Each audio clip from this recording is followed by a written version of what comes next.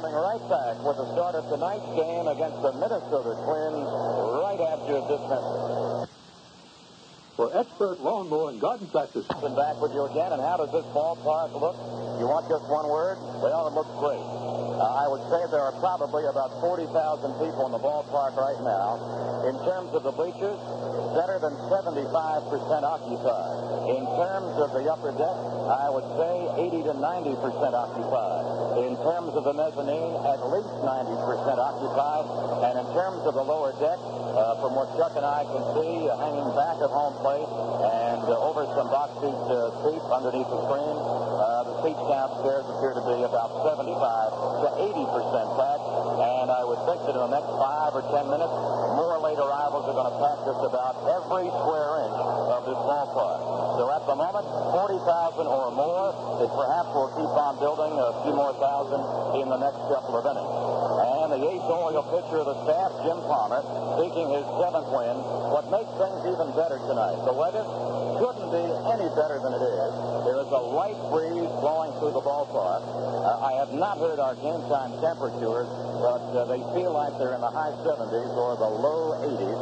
Additionally, you have not just the Oriole Ball Club, which is the first place team in the Eastern Division, but you'll also have the Orioles going against the first place team of the other division, the American League West. So I don't know what more people could ask for. The youngsters we know are delighted because they all have received their Orioles and their Orange 1977 jackets. All right, a lot of fun in the ballpark tonight. We hope equally a lot of fun for you listening on the Oriole Radio Network. Here we go with Jim Palmer and with Chuck Thompson. Thank you very much, Bill, and good evening, everybody. Here is Lyman Bostock leading off in center field. Left-handed batter stands well off the plate. He's got a little mini hit streak alive, 4 straight. Palmer throws too high, ball 1, and we're underway. The Oriole infield is cut a little bit to the first base side. The center fielder Bumbry plays this fella to the off field, and Palmer hits the strike on the outside corner to me. A ball and a strike. The last time we saw Palmer work Tuesday night in this ballpark, truly it could be described as a classic pitcher's battle as he won 2-1 over Jerry Augustine. He throws now too low to Bostock, whose rear foot is very close to being out of the box. And the 2-1 offering, the 336 swinger, a cutout and miss. We go 2 balls and 2 strikes. Dan Shaughnessy of the Evening Sun newspaper looked around the ballpark a little while ago and he said, you know, it looks like you're in an orange grove. All those orange jackets everywhere. Thousands and thousands have been given away tonight, and we still have them. Palmer's 2-2 to Bostock. Line drive. Base hit, center field. Bumbry is in to play the ball, and Bostock opens with a solid smash to center to bring up Roy Smalley. Smalley last night was one fella that Rudy May had trouble with. He couldn't get him out. He had 2 hits and 2 trips, and he walked twice. And Roy Smalley is hitting .214. As a switch hitter, he will be a left-handed batter to Jim Palmer. This is the ball club, the Minnesota Twins, with an astonishing team batting average. They are hitting as a team .285. Well, Bostock started the ball game with a single to center field, and now here is Smalley, yet another left-handed batter. A quick tag at first on Palmer's pickoff throw. Bostock is back safely. Lyman has stolen successfully 5 times this year, been cut down only 3 times. Smalley hits deep in the box like most people do today. He hits out of a closed stance, and now Palmer is taking a little time getting ready. So Smalley backs out. Roy hitting .214 on the season. Palmer throws much too high, and Smalley gave indication of a bunt and the count of ball and 1 strike. Smalley, as a left-hander, swings the bat at a .234 pace, and a right-hander 158, and that totals out to the figure we mentioned, .214. Overall, DeCinces very shallow at third base on the infield grass. The infield is up at the double play depth. Palmer's quick throw to first. Bostock dives back safely. Nestor Shylock is the umpire at first base. At second base, Steve Palermo. At third base, Joe Brinkman. And the guy at the plate is Rich Garcia. Palmer ready. The 1-0 to bunt is on. Bunt, it popped up foul behind the plate. DeCinces is there, and he made the grab before Dempsey could get to it. DeCinces was there and picked it right off the top of his mitt. Smalley trying to bunt had fouled out to the third baseman DeCinces, who in the bunt situation was breaking for the plate. Fortunately for the Orioles, there was no collision. DeCinces was just a little bit too quick for catcher Dempsey. But plays like this have been known to have anything but happy endings. Fortunately for DeCinces and Dempsey, there was no collision. One out on the attempted bunt. Fouled out to third baseman DeCinces, and now another left-handed. Hold on a minute, we've had a change in the batting order. Here is Mike Cubbage. He's the number 3 batter. We had him at the number 4 spot in the Minnesota batting order, but apparently there was a change. So Cubbage stepped in. He is hitting .290 on the year. And a throw to first base gets by the base runner, by Lyman, and down to second base goes the runner Smalley. And we'll wait for the official score's decision. Error on Palmer's throw to first base.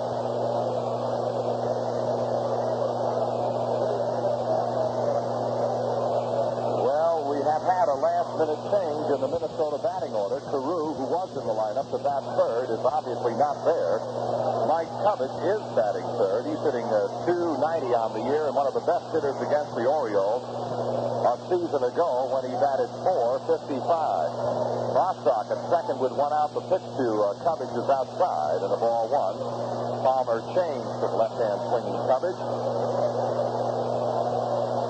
Palmer seems just a little bit uneasy tonight. He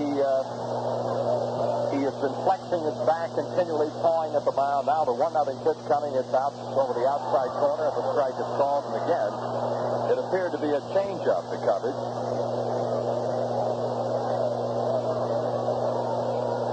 A ball and a strike.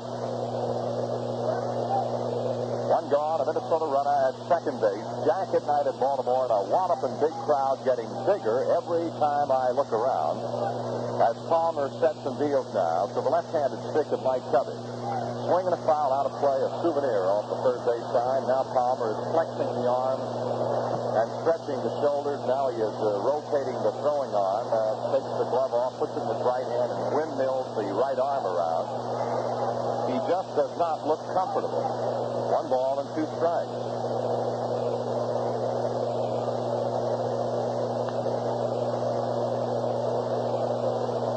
Larry Hisle is in the on-deck circle. He will follow Cubbage. So manager Gene Locke had a last-minute change of heart about his batting order. Carew was in the original order that was closest, but not in the order that we're looking at now. Here's a swing and a miss. Palmer strikes out Cubbage. A foul tip, says Garcia. Dempsey squeezed it. So Cubbage is gone for strikeout number 1 in the ball game for Palmer. Playing left field, number 9, Larry Hisle. And now here comes Larry Hisle. Hisle is hitting .317. He has a 12-game hitting streak going. Last night went 1 for 4. And again, Palmer doing the frequent bending, flexing the back, reaching down and touching the back of the hands to the dirt of the mound, and he just gives you the indication he really doesn't, feel comfortable. 2 out, runner at second base, and the pitch to Larry Hisle. A curve is high and a ball, and Palmer again is stretching the back and moving the arms around.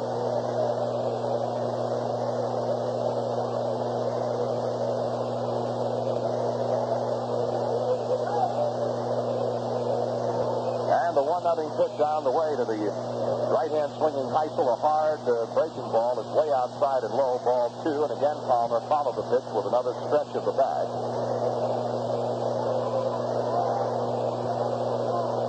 2 down in the Minnesota half of the first inning. Runner at second base is Bostock. He's there after a single and a bad throw from Palmer. The pitch to Hisle is high, ball 3. 3 balls and no strikes. Palmer in his last outing against Milwaukee was the Palmer of old, as he walked only 2 men and struck out 12. But as I watch him work through the first half inning of play tonight, he looks uncomfortable. 3-0 to Hisle. It's a ball 4, and he's given up a walk to Hisle to give with the Twins runners at first and second base. And now here comes Glenn Adams. Adams is the designated hitter. It looks as though in that Carew was taken out of the lineup. What Gene Mauch has done is just moved everybody up a notch, beginning with Carew vacating the 3 spot, and Cubbage moved in there. Hisle moves into the 4 spot. Adams moves into the 5 spot. And Dan Ford moves up a notch. Now ready to go to the left-handed bat of Glenn Adams. Fowler's fastball is in and the strike is called. Adams a .346 hitter on the season. This Minnesota ball club, they can just destroy a pitching staff if they get it rolling. The 1-strike pitch is pop foul, maybe out of play, is out of play behind the plate. 2 quick strikes to Glenn Adams. Well, earlier this afternoon, we were in a store out at Timonium talking to a lot of Oriole baseball fans who were principal topic of conversation, 2 topics. One, how well the Orioles were doing, and how big a crowd they were going to have tonight. I said, well, I hope that they draw 40, and they all said, don't worry about it, there'll be 40,000 there. I said, well, I'm not so sure you're going to be right about that. I said, if I'm wrong, I'll apologize and make it known immediately. I am wrong. We are going to have more than 40,000 and then some. 2-strike pitch coming down to Glenn Adams. Runners at first and second and 2 away. Palmer kicks and throws. Curve hit in the dirt slowly down the first base side. Palmer, left-handed pickup, throw to first. And Palmer has retired the side on a nifty fielding play. Minnesota, no runs, a base hit in there, who is not in the lineup at all tonight. So there has been a shuffling of the Minnesota attack from the 3 spot through the 8 spot. Bostock and Smalley batting 1 and 2, followed by Cubbage, Hisle, Adams, Ford, Wynegar. Kusick is in the lineup. He's at first base for Rod Carew, and Kusick will bat 8. Rob Wilfong, who was in the original lineup playing second base, is still there, and also batting second. Now we go into the Orioles' first inning, and against a fellow they have not seen before, a small left-hander by the name of Jeff Holley. All right, Jeff. Well, Holley is a tall left-hander, every bit of it, Bill. 6 feet 5 inches, 210 pounds. From San Pedro, California, and he goes to work against Al Bumbry, who was hitting .282 and has a 5-game hitting streak going for the Orioles. And last night he went 2 for 4, and Holley, the left-hander, worked the strike over. And right back, the big man brings a curveball in, and we have 2 quick strikes to Bumbry. 0-2 to Bumbry. Jeff Holley, 24 years old, March of this year, wide of the plate with his neck offering, 1 ball and 2 strikes. His minor league stats are not that impressive, but his activity in spring training was that impressive to the Minnesota Twins. The 1-2 offering, high foul ball out of play to the third base side, and the count holds at 1 and 2. To begin with, he's never had, a winning year. 73 with Appleton, he won 8, lost 9. 74 Knoxville, he won 10, lost 12. And in Orlando, in 76, he won 5 and lost 5. Here's a line drive foul to the seat from the third base side, and Bumbry battles the left-hander Jeff Holley with a count of 1 ball and 2 strikes. He broke into baseball in the Chicago White Sox system, did Holley. He was their 17th choice in the free agent draft, June of 71. The 6'5" lefty throws. Bumbry ducks under a pitch, and it's 2 balls and 2 strikes. Well, it is filling up, and we are going to have close to a capacity crowd before it's over tonight. The 2-2 to Bumbry. Strike 3 is called. He nailed the outside corner of the letters, and Bumbry is gone on strike. 1 quick out, and now we get Mark Belanger. For Jeff Holley, this is his 5th major league appearance, his 3rd start. He has been the beneficiary of a few Minnesota runs. In one game, they got 10 for him, another 7, another time 6. The pitch coming to Belanger is too high, and the ball 1. A lot of groups from out of town are here. Holiday weekend. If you're driving this weekend, for goodness sake, exercise extreme caution. Belanger has a check swing foul off the box seat railing. He just couldn't get the bat out of the way. 1 ball and 1 strike.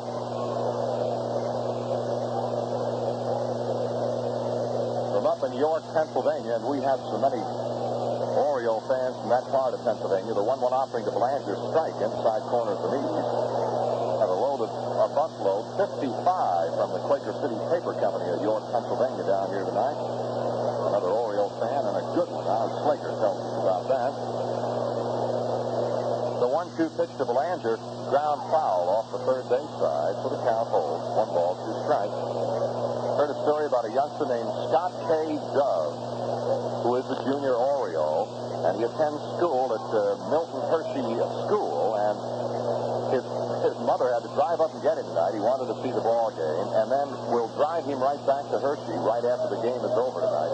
Now, that's a dedicated Oriole fan. The pitch to Belanger, fly ball toward the alley, right center, well hit. Chasing it is Bostock, still chasing. Bostock is there. In the gap and fairly deep right center field. Bostock runs it down for the second out of the inning. Here comes Ken Singleton, the Orioles right fielder.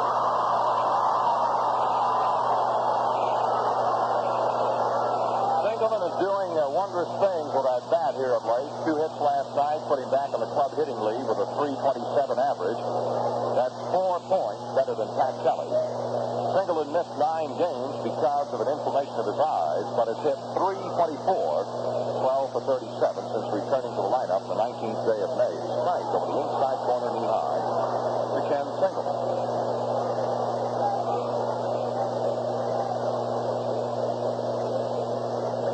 The big left-hander throws again. Singleton looks at the pitch low. 1 ball and 1 strike. If you are on your way to the ballpark, just kind of take your time. 1-1 to Ken is too low.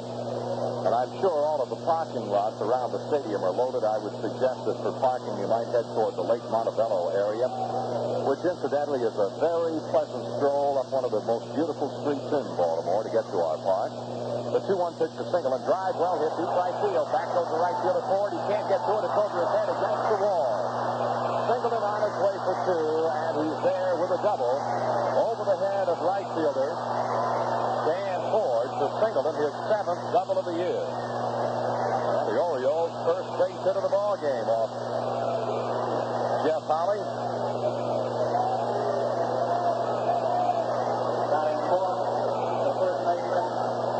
Now the first baseman, Lee May.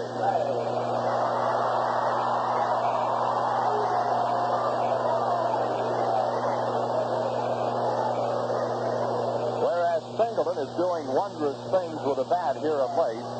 This big fellow is mired in one of those slumps that sees him every year go up and down as if he were on an elevator.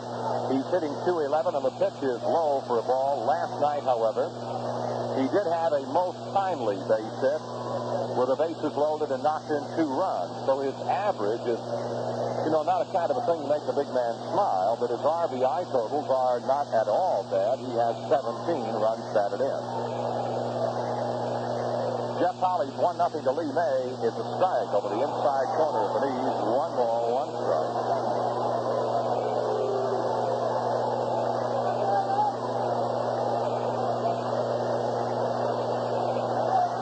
What a great crowd. What an enthusiastic crowd. And now the 1-1 pitch coming down to Lee May. Swinging a ground ball, slowly hit down the third base side. It's a foul ball by the time Mike Cubbage can get to it. 1 ball, 2 strikes to Lee.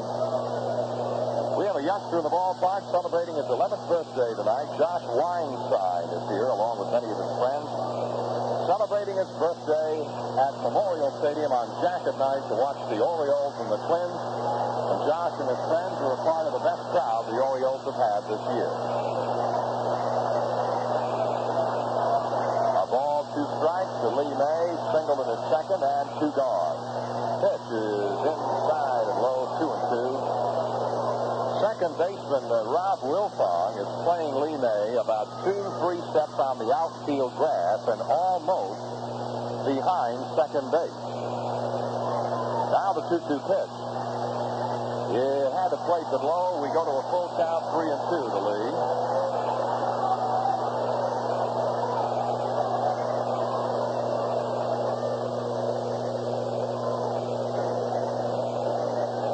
Singleton, who just moments ago doubled by the right fielder Dan Ford in the alley in right center, leads second base. 3-2 to Lee. High fly ball left field. Back and waiting for it is Larry Hisle.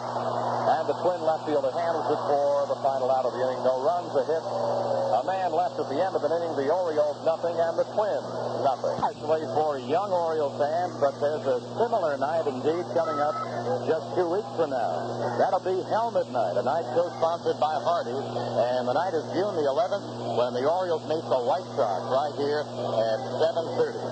Again, we repeat the date. It's the night of June the 11th, and it's also a Saturday night. 2 weeks from tonight, and you'll get a brand new 1977 Oriole helmet.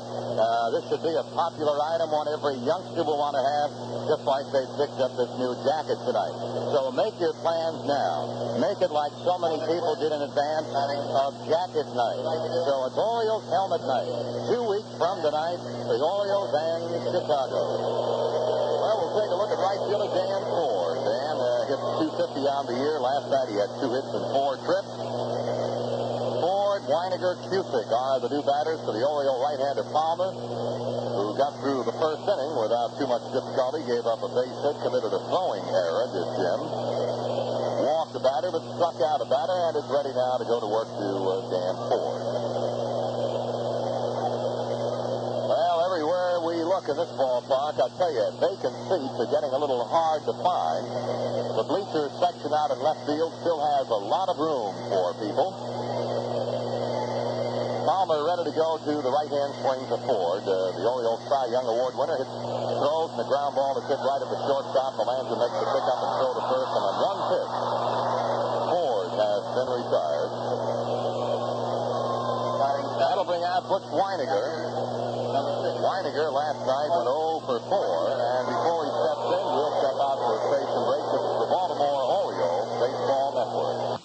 For pizza, subs, or pizzeria, everyone yells, Mamma Mia! Take me to Toscani's, North Philadelphia Boulevard in Aberdeen. WAMD, Aberdeen. The pitch to the left-handed bat of Wynegar is a changeup outside of the ball one. Palmer throws again, changeup hits the strike zone over the outer portion around the knees. 1 ball, 1 strike to Butch Wynegar.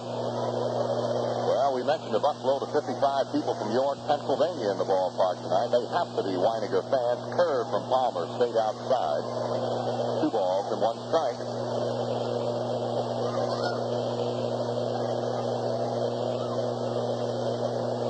Palmer's 2-1 to Wynegar.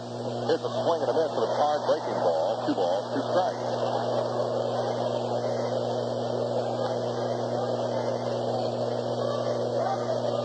The 2-2 offering on the way. Palmer delivers, swing and a ground foul. This one behind the plate to the first base side. We'll hold it at 2-2. Well, those Chicago Cubs, as Bill mentioned earlier in our broadcast, really playing great ball. They now have won 20 of their last 25. They won again today, the 2-2 pitch. Strike 3 call. Palmer hit the outside corner knee high. No beat from Wynegar, none whatsoever. Strikeout number 2 for Jim Palmer. And the batter now is Craig Kusick, big, strong individual who last night in 4 trips to the plate against Rudy May had 1 base hit. Kusick is hitting .292 on the year.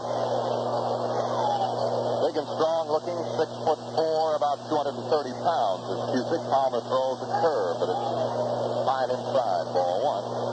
And it was kind of an off-speed breaking ball at that. And right back, here's a swing and a pop-up foul, first base side. I don't know if it's playable or not. Lee May and Dempsey converge. It is playable. Lee May is there. And the Orioles first baseman makes the catch for the final out of the inning. The Twins are 3 up and 3 down. After an inning and a half, it's Minnesota nothing, Baltimore nothing.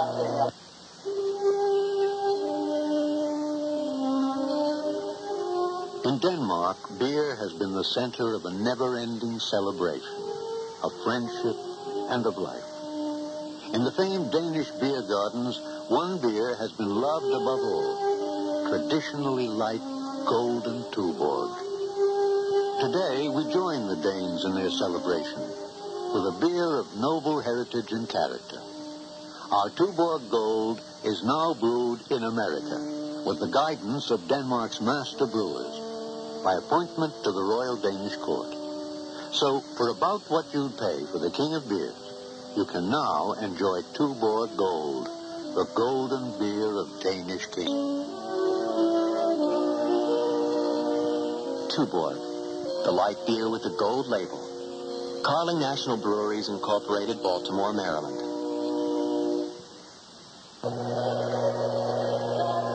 Well, a little bit earlier, we told you about some good news for the young fans again, meaning, of course, helmet night, 2 weeks from tonight. Here's good news for lots of fans everywhere, especially if you visit lounges around the Baltimore area. The next Oriole rally will be held Monday night, the 13th of June. It'll start at 7 o'clock and will be held at a great spot, the Pimlico Hotel, 5301 Park Heights Avenue. The recent rallies all over town have been big hits, and there's every reason to believe that the one coming up at the Pimlico Hotel, Monday night, June the 13th, could be just as good. There'll be music, prizes, ball players appearing, and the ball players at the Pimlico Hotel the night of June 13th will be Doug DeCinces, Rick Dempsey, Tippy Martinez, and Jim Palmer. Well, Eddie Murray steps in. A foul ball loops up the screen and out of play. Eddie is a member of a somewhat select club. There are 28 guys in the American League who have played every game so far this year, and Eddie Murray is among that group. He has played every Oriole game this season. Now, the one-strike pitch to the right-handed swings of Ed Murray. It's a little bit high, and we go 1 ball and 1 strike. Murray hitting .257. Last night he went 2 for 4. Rudy May turned in one of the niftiest pitching performances you could hope for. Here's a high fly, deep center, back and waiting Bostock. A couple of bangs to the mid, and he makes the catch. Murray gone on a fly ball to center field. 1 quick out, and Doug DeCinces. Well, the Twins stopped Doug last night. He went 0 for 3. Doug's batting average, .252. The RBI column, 19. And he's got a mess of everything. He has 8 doubles, he has 7 home runs, he even has a triple, and he's got a couple of stolen bases.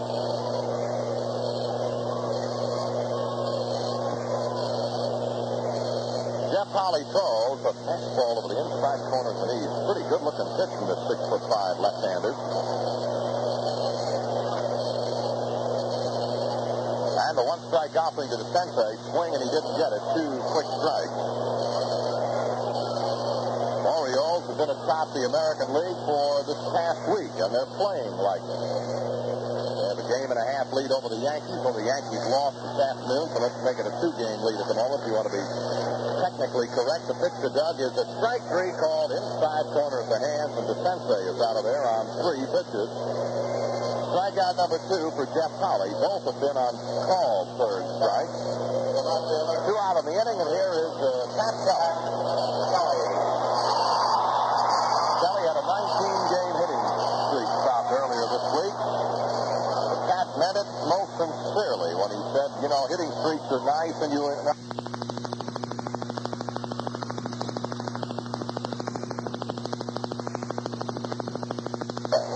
Here's the ball 1, too high to Pat. 1 for 3 last night, still hitting .323.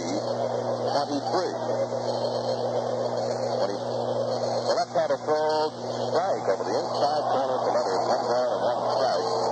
When he went on that surge, was trying to hit at 19 straight ball games. Kelly, a fellow we kept telling people was a good springtime hitter, was hitting .083. Here's a swing and a ground ball to the shortstop. Charging is Smalley. The pickup okay. The throw is perfect. The Orioles are 3 up and 3 down. At the end of 2, Baltimore nothing, Minnesota nothing. Philadelphia game, and Philadelphia is now in the bottom of the second. Mets nothing, Phillies nothing. Gary Kuzman and Jim Lonborg in Philadelphia tonight. Montreal at St. Louis just underway with Stanhouse against Rasmussen. A later National League game at San Diego between the Padres and Houston to match up Bannister and Griffin. In the American League, 2 other night games, and 1 is underway at Cleveland. Oakland just jumped on Cleveland's Jim Bibby for 2 runs, and the A's lead the Indians, who are now batting in the 1st inning 2-0. Oakland's pitcher tonight is Doc Meadows.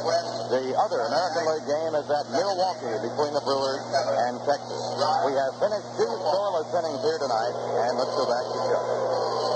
Well, here is Rob Wilfong against Jim Palmer, and Cleveland going along pretty good. They got it turned around somewhat. The Indians now have won 5 straight, but Bibby got off to a tough start tonight. Palmer now to the left-handed swings of Rob Wilfong. He's hitting .286 on the season. He gave indication of bunting, but got the bat out of the way, and we have a ball 1. Wilfong from Pasadena, California. Now the 1-0 pitch on the way to Wilfong. He ran up to bunt again and gets the ball high. 2 balls.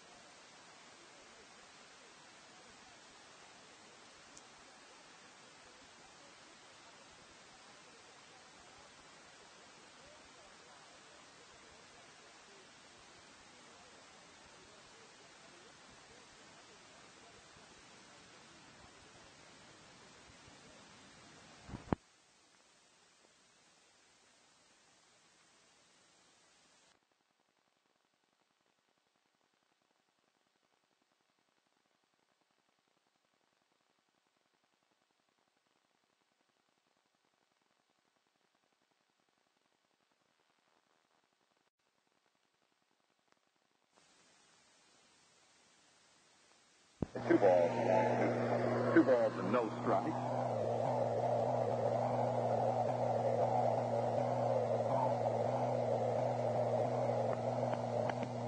Now the 2-0 pitch. Palmer to Wilfong. He's got a strike. Let her high in the inside corner.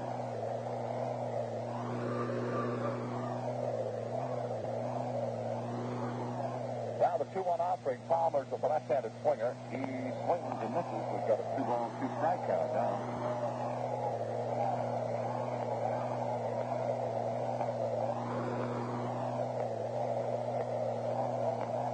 Excellent fielder is Rob Wilfong. Palmer's pitch, ground ball off the first base side. Rich Dauer makes the pickup. The second baseman throw to first is in time to retire Wilfong for the first out of the inning. 1 gone, and now we'll start at the top of the batting order again, and it will be Lyman Bostock to lead off. He singled against Palmer in the first inning. Then Palmer tried to pick him off and threw the ball by Lee May at first. Bostock took second base. That is as far as he progressed against Palmer, who got it together and retired Smalley and Cubbage, and then gave up a walk to Larry Hisle before getting the final out. At the last moment tonight, Gene Moss, the very able Minnesota manager, made a change. Here's the ball too high. Carew had been in the batting order, and he was deleted. I understand Carew has been suffering from a touch of the flu and been taking some medication that bothered him somewhat. A ball is outside now. 2 balls and no strikes to Lyman Bostock. He tried it last night, and I saw something I have not seen very often. I saw Carew go hitless against Rudy Mays. It's a swing and a miss. Bostock really took a rip at the Palmer pitch. 2 balls and 1 strike.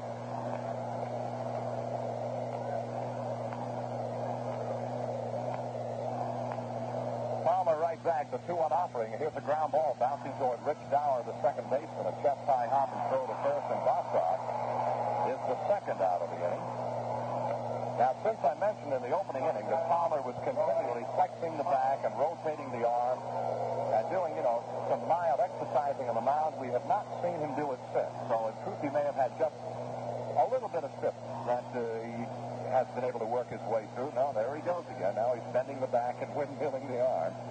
And the pitch to the left-handed bat of Roy Smalley is high, ball 1. Palmer right back with a 1-0 to Smalley. He's got a strike outside corner at the knees. Red Sox won another one of those classic battles of Fenway Park this afternoon. Here's a strike 2 called in the same spot. They beat Kansas City 17-12. 29 runs, 33 base hits, 9 home runs, and the Red Sox hit 6 of those home runs. Palmer's 1-2 to Smalley. He started a good changeup, and it's a little high for a ball. 2 balls, 2 strikes. Not only did Palmer change, but so did Smalley. He started to go and held back in the swing. Now Palmer with 2 out and nobody on delivers 2 balls, 2 strikes to Smalley. In the dirt and the ball, 3 balls, 2 strikes. Red Sox, I think, had, 54 home runs coming into this afternoon's activity. Now 60 on the year. 3-2, pitch to Smalley. Fly ball, well hit deep right. Back is single, and he's got it measured. And near the warning track, he handles it for the final out. 3 up and 3 down. Palmer is now retired. 7 in a row at the end of 2.5. Baltimore nothing. Minnesota nothing. The Yankees and the Red Sox by 2 games. Chicago, which won this afternoon at New York, picks up a half game at the expense of Minnesota. So into this game as well, Minnesota's lead in its division is now 2.5 games over the White Sox. Rick Dempsey at the plate, and the big left-handed throw, ground ball up the third base side, going to the glove side. Third baseman Cubbage makes the grab and the throw to first, and in 1 pitch. Dempsey has been retired, and now we get the Orioles second baseman Rich Dauer. And this has been one of those, just uncomfortable starts for Dauer. I think I've mentioned on the air in the past that I've yet to talk to a baseball man who is not convinced of the fact that this young man will hit. That's one thing he hasn't shown the Orioles yet. 1 hit in 38 trips to the plate. The pitch to Dauer is high for a ball, yet he won the International League Batting Championship last year. So doggone it, you know the young man can hit. The pitch coming to Dauer. Here's a ground foul off the first base side into the Twins dugout and back out again.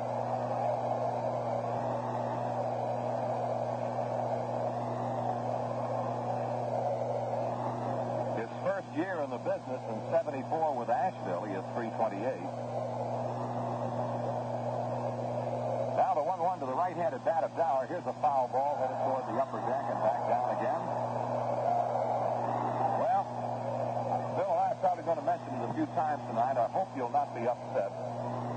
But we're very proud of the kind of a crowd the Orioles and the Twins have attracted here in our ballpark tonight on Jacket Night. The 1-2 offering to Dauer, swing and a miss. He struck him out. Dauer goes down. 2 out, strikeout number 3 for Jeff Holley. Here now is Al Bumbry. He was called out in strikes against the 6'5" southpaw.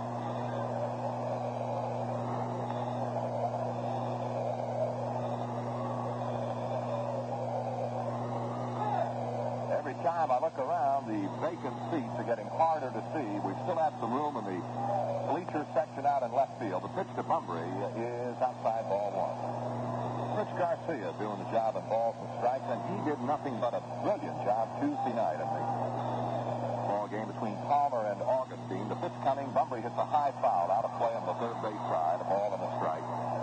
That's the kind of a ball game, although I've not had the privilege of talking to Garcia about it. He goes about every game the same way, as all umpires do. When you have fellows like Augustine and Palmer pitching as well as they were Tuesday night, you get a little bit psyched up even if you're an umpire. The 1-1 pitch. Here's a swing and a miss. Bumbry couldn't stop the swing. It was a high tide offering, and he just could not control it. 1 ball, 2 strikes.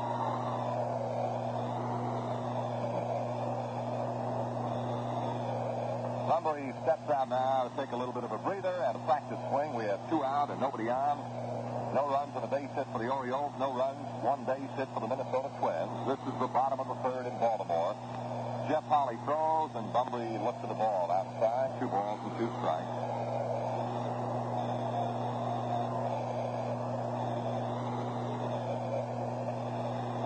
Now Jeff Holley cranks and deals the 2-2. He sidearms Bumbry, and he had to duck under the pitch. It is 3 balls, 2 strikes. That's the second time tonight Bumbry has had it not really bail out, but just, bend abruptly from the hip to get out of the way of the ball. Holley now has got a 3-2 pitch to make to Al Bumbry, and here it is. He's got him again. Strike 3 is called. He hit the outside corner of the knees, and Bumbry is gone. Strikeout number 4.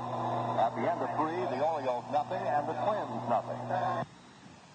The announcers for this broadcast were selected and paid by the Carling National Breweries of Baltimore or its advertising agency, WB Donor and Company, subject to the approval of radio station WDAL. So far, the first 3 innings of this ball game have strictly belonged to the 2 pitchers, Jim Palmer and Jeff Holley, each working on a 1-hit shutout in a 0-0 game now as we move to the top of the 4th. All ready to go. It'll be Mike Cubbage. Palmer struck him out in the first inning. And the pitch to the left-handed batter is high and away, ball 1.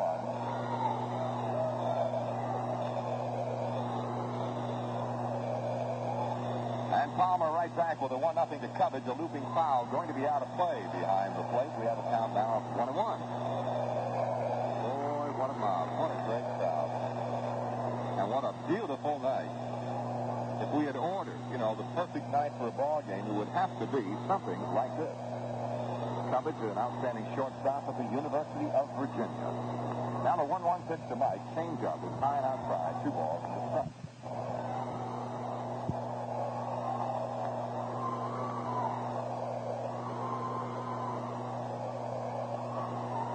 Palmer throws. Swing and a foul back on the screen behind the plate. Mike was born in Charlottesville, Virginia, and that's where that great university is located. And he was a key part of a big trade between the Twins and the Rangers last year. 2-2 pitch, line drive, takes one hop off the glove of the second baseman Dauer and out to the short right field. Dauer did well to get a piece of the ball. He almost knocked it down. It's a base hit for Cubbage. Hit number 2 for the Twins, and that'll bring to the plate Larry Hisle. Hisle walked in the first inning. He's a pretty good hitter, ladies and gentlemen, is Larry Hisle. He is currently hitting .317. He leads the American League in runs batted in with 42. He's among leaders in home runs with 11, and he is plenty quick enough on the bases. He has 9 stolen bases this year. Palmer's pitch is too low, ball 1.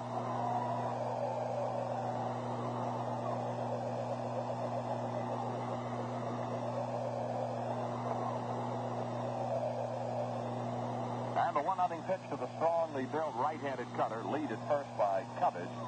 Palmer to the stretch, kicks and deals.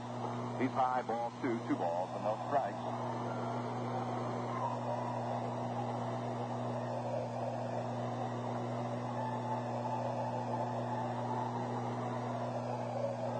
'74 was a big year for Larry Hisle with the Twins. He had .286.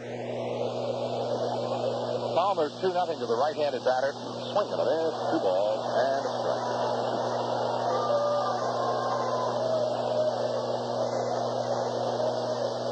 Larry missed a lot of the '75 season with elbow surgery.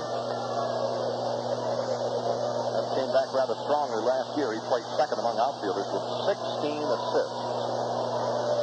2 balls and 1 strike, so it's not a bright idea to try and run on this fella. He can throw, but swing and a miss to the Palmer slider, I believe. And the kind of a swing, it looked to me as though Hisle was trying to control it, but just couldn't get the bat stop. 2 balls, 2 strikes.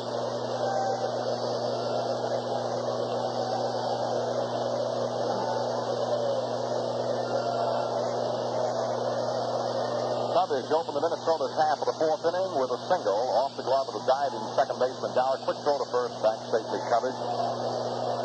Cubbage is 0 for 2 in the stolen base department. Palmer ready to go now. The 2-2 to Hisle, high and tight, 3-2.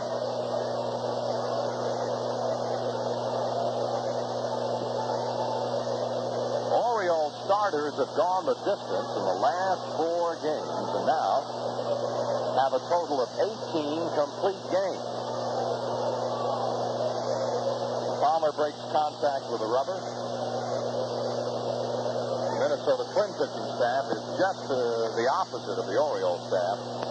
Dempsey and Palmer having a conference. They have thrown 5 complete ball games. The Orioles have thrown 18. Dempsey and Palmer talk. Let's get away for a station break right now. This is the Baltimore Orioles Baseball Network. Nobody out, Cubbage, the runner at first base, no score. A packed house, not a capacity crowd.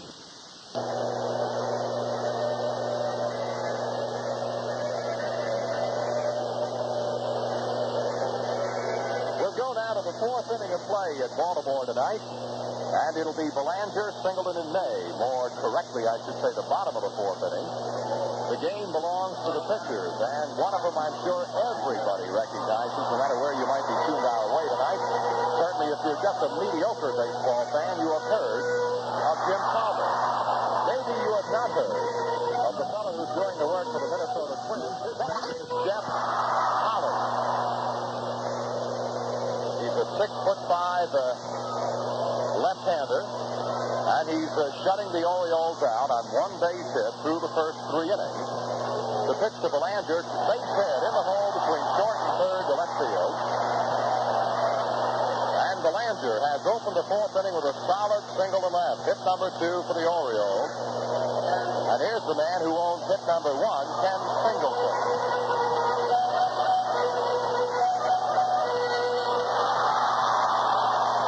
Well, that crowd, Mike, is just affected as could be tonight because we have a magnificent crowd. It's Jack at night, and I've been here quite a few years, and I'm just the worst guy in the world guessing, the figures of crowds, but it's over 40,000, and it's just an enthusiastic Oriole baseball crowd. The throw to first base, Belanger is on the bag, no tag by Kusick.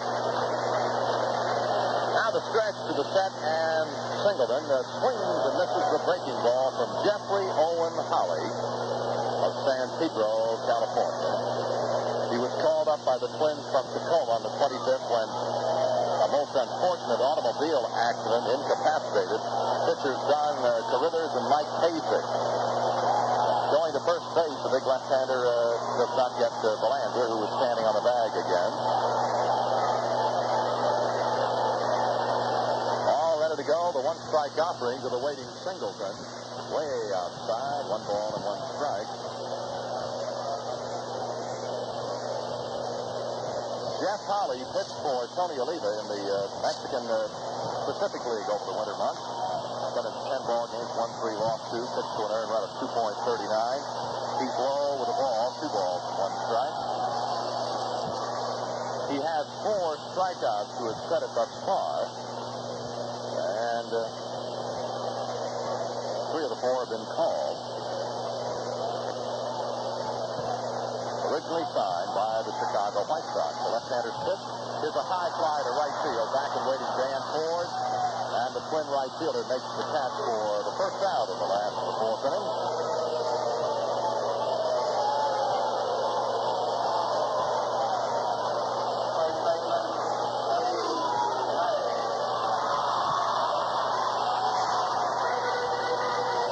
One out, and runner at first base. Here is Lee May. Lee fly to left field in the first inning. And if you're an Oriole fan, you know what the problems have been facing Lee here of late. But none of us know is when he's going to snap out of it. The pitch. Line drive, left field, coming up the left fielder, and he dives and makes a one-handed grab. He caught it right off the shoe top. Thinking line drive, and it looked as though Hisle was going to dive, and then suddenly he realized I can just get it right off the shoe tops, and did. Lee May hit it very sharply into left field, and the ball sailed long enough for Hisle to run in and snare it right off the top of the shoes. 2 down here in the bottom of the 4th inning. And now Ed Murray, who skied to center field in the 2nd inning. Lee May was, being hypercritical of his performance last night. He just says, I haven't even hit a decent fly ball this week. Lead at first by Belanger. The pitch to Murray, a strike over the inner portion to Hand.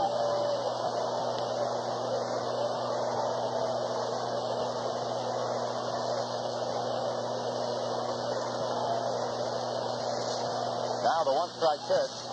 It's inside and low for a ball. 1-1.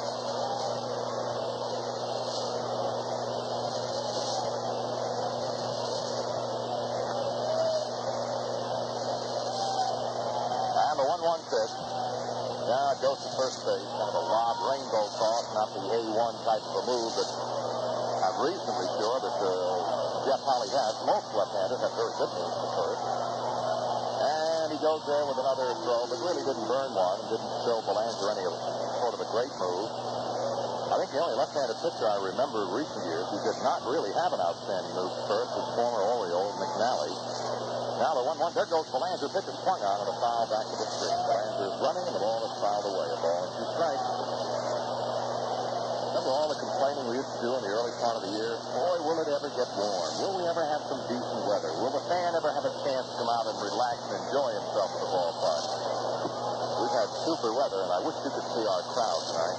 Oh, it is just a joy to behold. And yes, we're not that familiar with these great big crowds in Baltimore, that's true. change a little bit, though, the way this club is playing. Fun is the name of the game. This is a very interesting, exciting, young baseball team. The 1-2, there goes Belanger again, outside for ball throw to second base. Belanger is out at second base. Wynegar throw to the shortstop, Smalley, and Belanger is cut down trying to steal. End of 4. It is Minnesota nothing, Baltimore nothing. Well, the latest on some ball games tonight. In the third inning at Cleveland, Oakland leads the Indians 2-1. The Texas-Milwaukee game at Milwaukee is just starting. Nellie Bryles against the Brewers, Jerry Augustine. And repeating the afternoon scores in the American League, Chicago beat the Yankees of New York 9-4 before a crowd of more than 54,000. With more than 26,000 watching at Fenway Park, Boston outscored and out-hit Kansas City 17-12 in the run column, 17-16 in the hit column, and 6-3 home runs in the home run column. What a great ballpark. Those of you who vacation in New England in the summertime, and if you have the opportunity to do so, please do it. It is a magnificent part of our country. If you're there and the Red Sox are in town, go see a ball game on that Fenway ballpark. It is like no other ballpark in the world. Here is Dan Ford with a swing and a foul ball up the screen and out of play behind the plate. It's one of the ballparks that I really hope somehow or other can maintain the character that it has. Not one of the big ones, but I'll tell you, it is a great park in which to watch this game. Here's a foul ball out of play to the first base side. And it may come as a bit of a surprise to many Baltimore fans, but in the judgment of this reporter, and I've seen most ballparks, the one we have in Baltimore need not take a back seat to too many of them. Now the 2-strike pitch to Ford. Perhaps it might be among the best dual complexes in the business. 2-strike pitch, swing and a miss. Palmer strikes out Ford. By that I mean the kind of a stadium that lends itself better to both baseball and football. And it's kind of hard, you know, to have the ideal sort of a setup. One that is really good for baseball, perfect for baseball, and then again perfect for football. But this one really does the job, I think, as well as any stadium I've been in where they play both games. Here is Butch Wynegar, called out on strikes in the second inning. Palmer's pitch, right down Broadway, and a strike is called to Butch. Strikeout a moment ago for Palmer was number 4. And the 1-strike offering. Palmer to the left-handed bat of Wynegar. No, Jim took a little time, so Butch backed away. Infield cut to the first base side, outfield around toward right to pitch. High foul, out of play. I don't care where you hit that foul ball tonight, somebody is going to come up with a souvenir. We've got if I seem to be harping on the crowd, maybe it's because I'm a part of the pool that is taking place here in the press box tonight, if I have to be very honest about it. 2 strikes to count to Wynegar. Palmer throws outside, a ball and 2 strikes.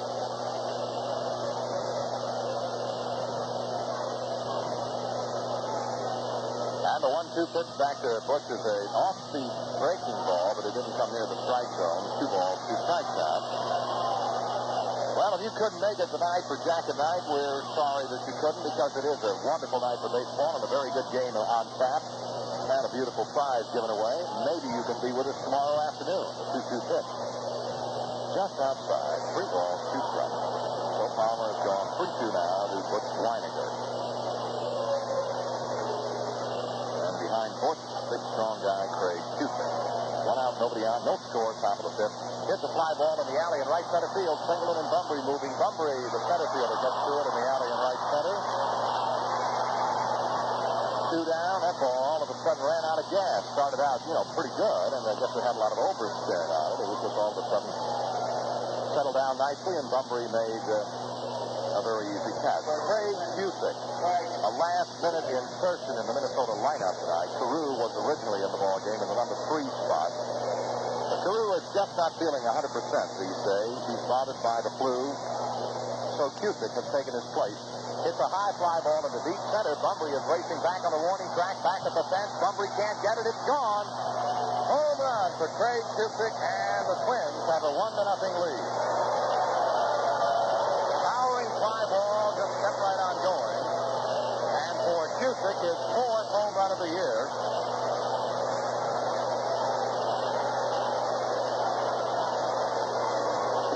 Minnesota leads by a score of 1-0.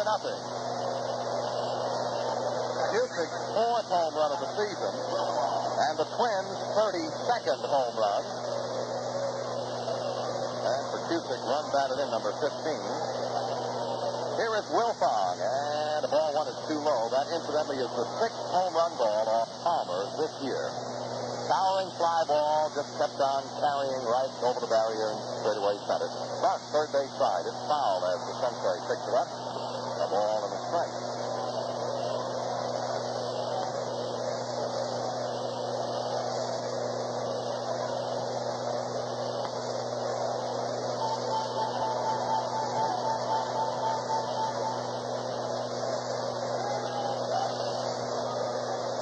Now the 1-1 pitch on the way. Palmer rocks and deals. Change curve and a fly ball to shallow left. Coming on is Kelly. He can't get there, and the ball bounces in front of him. Kelly had a little trouble picking that up, I believe. He didn't, break a leg getting after it, and then when he realized he had a shot, it was too late to get to it. And it dropped in front of him for a base knock, and now here comes Lyman Bostock.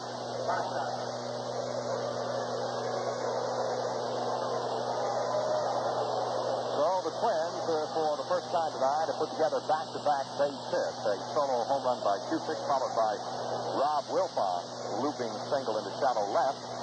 And here is Bostock. He owns one of the Minnesota 4 hits, so a first-inning single to center field. In the third, he grounded to the second baseman. Palmer throws to first back safely as Wilfong. He's got pretty good speed as Rob. He has stolen 5 times and cut down twice. Palmer throws a little high, ball 1. Dempsey has cut down one would-be stealer tonight. Cubbage tried to steal back in the 4th inning. Dempsey made a throw towards second, and Dauer saved it for him and put the tag on the onslide of Cubbage. The 1-0 pitch. It's low, ball 2. 2 balls and no strikes.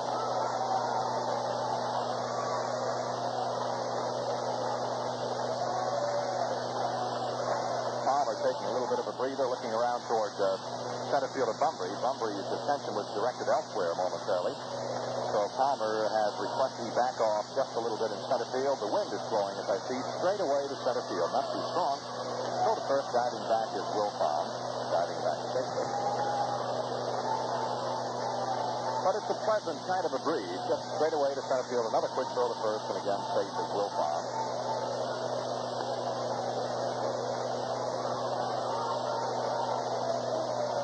Palmer ready, the 2-0 pitch. Line drive, left field. Kelly coming up on the ball, going to the glove side. He's got it. Kelly ran down the line drive for the final out. But at the end of 4 1/2 in Baltimore tonight to score, Minnesota last week, it seems that the opposition has gotten in front. Last night was a notable exception when the Orioles spotted Rudy May a 4-0 lead after the first 2 innings. Well, it's catch-up time for the Orioles against left-hander Jeff Holley, and to tell you all about it with pleasure, Bill O'Brien. And Eddie Murray, the switch hitter, starts it off, and an off-speed breaking ball from the tall left-hander is low in ball 1. Murray's been up 1 time, fly to center in the second. He was up last inning until Belanger was out stealing for the 3rd out in the 4th. Fastball, and there's a tapping foul right at first base coach Jim Fry for a 1-ball, 1-strike count. Now, I'll tell you one thing, for the first 4 innings, this 24-year-old southpaw, and he's 6 feet 5 inches, Jeff Holley, has shown a good, sound, live arm. He has only given up hits to Singleton and Belanger. Singleton's was a double with 2 out in the first. Belanger's was a single to lead off the bottom of the 4th. Breaking ball line towards left center field. Over goes Bostock. He can't get to it. He does cut it off. Turning at third base. Murray slipped, and maybe it's just as well he did slip. If Murray had an intention of going to second base, it would have been very, very close. Murray rounding first base after getting a base hit, slipped and decided to go back.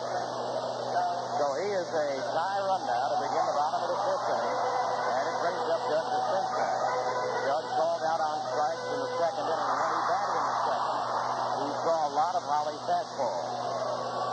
This guy we told you is 6'5". He is 210 pounds.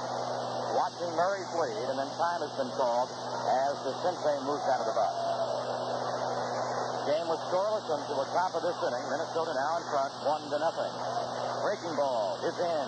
Strike at the belt. No balls in 1 strike. Kelly is waiting on deck. Dempsey is also waiting over in the dugout. They give DeCinces quite a hole between the shortstop and the third baseman. The 0-1 to Doug. It's a ground ball foul. Short third. No balls and 2 strikes. The hole to the left side is made more because the shortstop, Smalley, is shading to his glove side.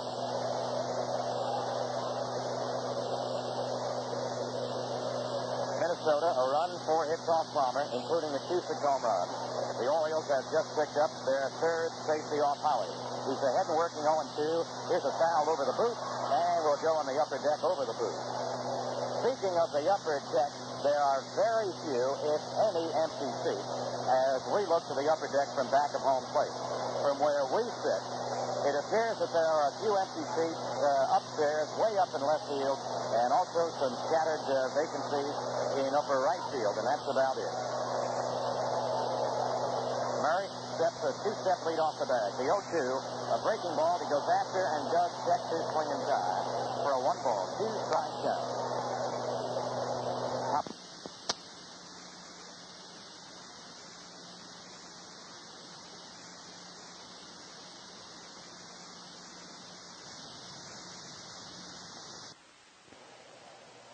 Here is Wilfong, and the ball 1 is too low. That incidentally is the 6th home run ball off Palmer this year. Fouling fly ball, just kept on carrying right over the barrier, straight away cut it. Front, third base side. It's fouled as DeCinces picks it up. A ball in the front.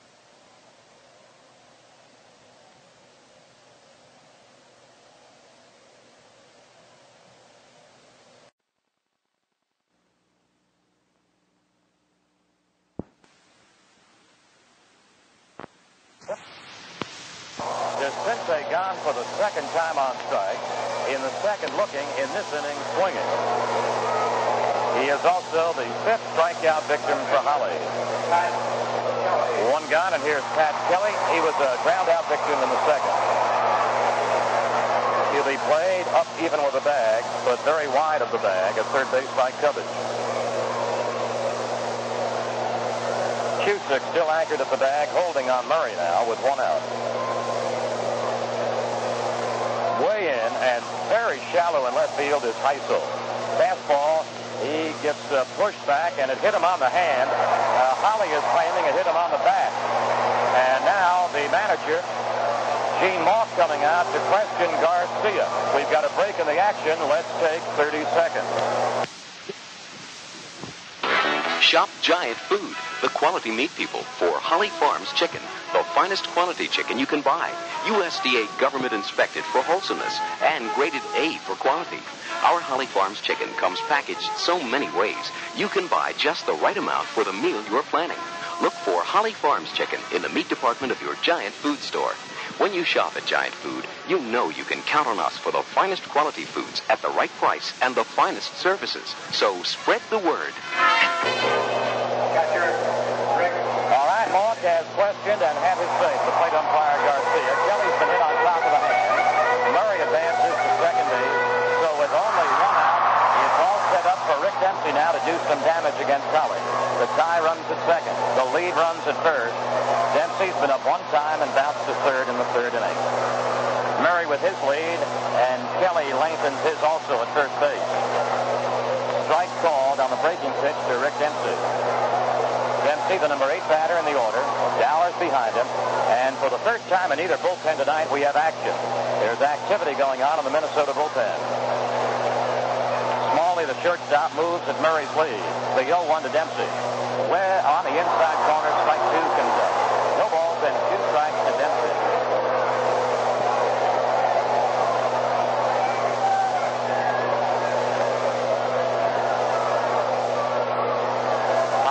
With a decided advantage, but still in a 5th inning hole.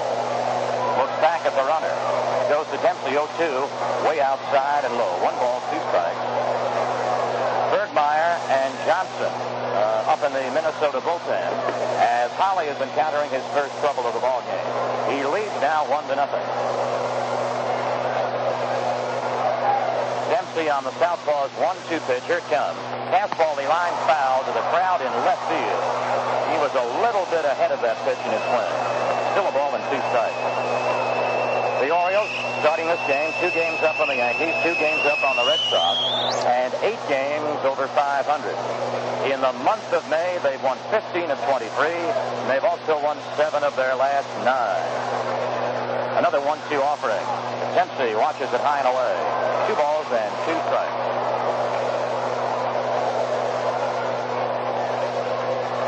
First baseman Kusick playing behind Kelly's lead. Both the shortstop Smalley and the second baseman Wilfong from time to time playing bluffing games with Murray off second. The 2-2 now. Fastball, he swings and he's gone. That is the second strikeout of the inning. Holly's 6th victim on strikes of the night. And the batter is second baseman Rich Dauer. Saw a lot of fastballs from Holly in the third and eventually went down swinging on a high fastball. In Holly's strikeout total, he got 1 in the first, 1 in the second, 2 in the third, and 2 this inning. Again Murray and Kelly with lead. High and inside, another hard pitch. 1 ball and no strikes to Dauer, hoping that he can deliver, and so is Bumbry, so he can bat. Al's on deck. Daylight for Murray off second, more daylight for Kelly off first. The 1-0 to Dauer. High with hard stuff. Ball 2, 2 balls, no strikes to Dauer, who on the season has been up 39 official times with only 1 hit.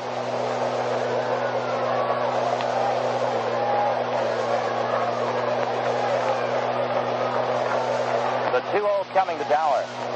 Strike at his letters. He started to move the bat and then pulled it back. 2 balls and 1 strike. Holly, 6 feet 5, turning his back on the plate section. He's just taking a relaxing breather. Now he's slapping the left hand and looking in, sighting in on Wynegar's side. 2-1 to Dauer.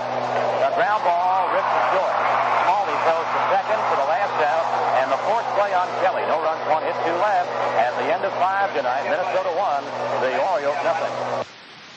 At Augusta Building and Loan Association, we believe in dreams. This is the day to start to build your dreams. 1,000 tomorrows are yours to come true. This is the day, and we know the way to help you. We'll help to make all your dreams come true. You know, dreams can be a lot more than a rude awakening. They can build a better life filled with achievement, sharing, fellowship. And whether your dreams include a long overdue trip, a facelift for your kitchen, or a brand new home, Augusta Building and Loan can help lay the foundation to build your dream into reality. Come see Augusta, 301 St. John Street at Havre de Grace, and start having your dreams come true. Augusta is a member of the FSLIC. We'll help to make all your dreams come true. At one time, you might have asked, who buys from DeBona Chevrolet? But if you ask the same question now, most people would say, who doesn't? One-stop shopping is an American tradition, and many people throughout this area have made it a tradition to deal with DeBona Chevrolet simply because you can't beat a DeBona Chevrolet deal. Stop in and let them prove it. Learn the many fringe benefits offered when you deal with DeBona Chevrolet. And if you act now, you can save 1% titling tax. Beginning June 1st, titling tax goes to 5%. That's DeBona Chevrolet, Route 40 and 7 in Havre de Grace. Here's a switch hitter now for the Minnesota Ball Club, Roy Smalley in the 6th inning. A hard, high fastball pushed in by Palmer to fall behind. 1 ball and no strikes. Smalley has fouled out and flied to deep right field, batting from the first base side of the plate. Change up for a strike. 1 ball and 1 strike. Palmer's given up the home run pitch to Kusick to break a scoreless tie last inning. Overall, he's given up 4 hits in the game. Palmer's 1-1er to Smalley. Down the middle, but too low. 2 balls and 1 strike. It's Smalley right now, and then the 3-4 batters for the Twins, Cubbage and Hisle. A 2-1 pitch. Here comes high, and Palmer's behind. 3 balls and 1 strike.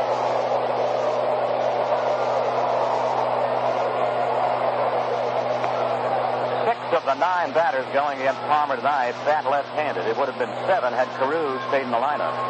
The 3-1 fastball in the dirt, and Smalley gets a leadoff walk, and we'll pause for station identification on the Orioles Baseball Network. WAMD Aberdeen.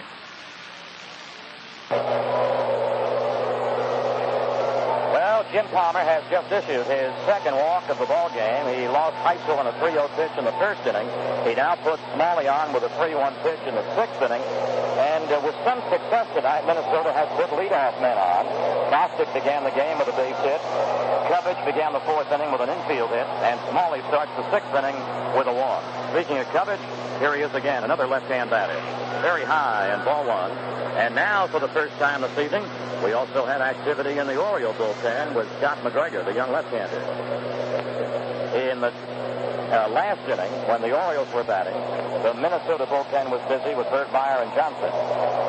Smalley leading and Lee May holding, and Palmer looking that way. The 1-0 pitch. Low to Mike Cubbage. So trouble with his control, and he's going to have a little delay now for a conference with his pitching coach, George Bamberger. And with Bambi about to cross the third base foul line, since we've got this break in the action, let's take 30 seconds.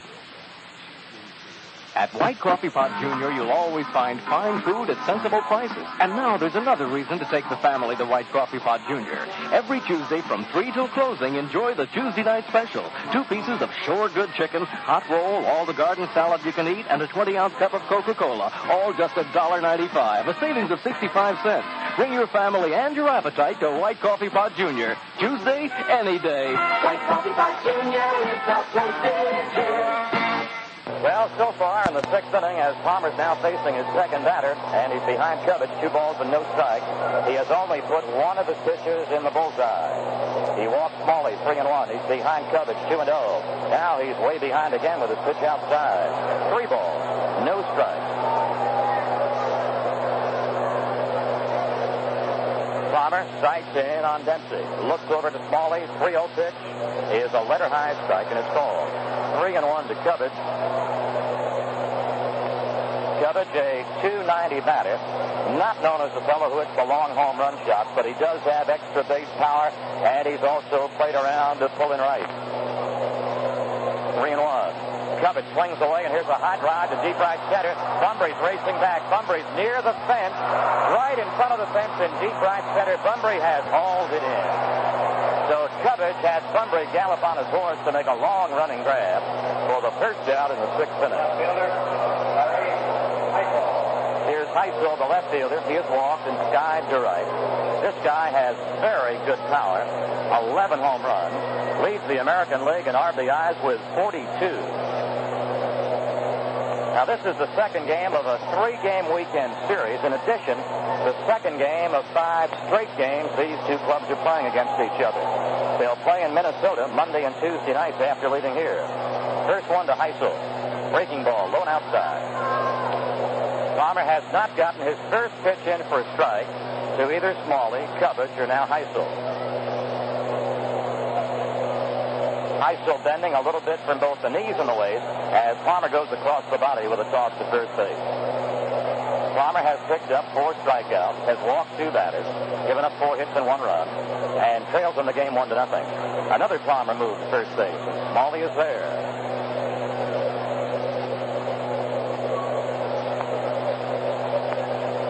Palmer again turns before setting, and he forces Smalley to dive in, hands to the bag.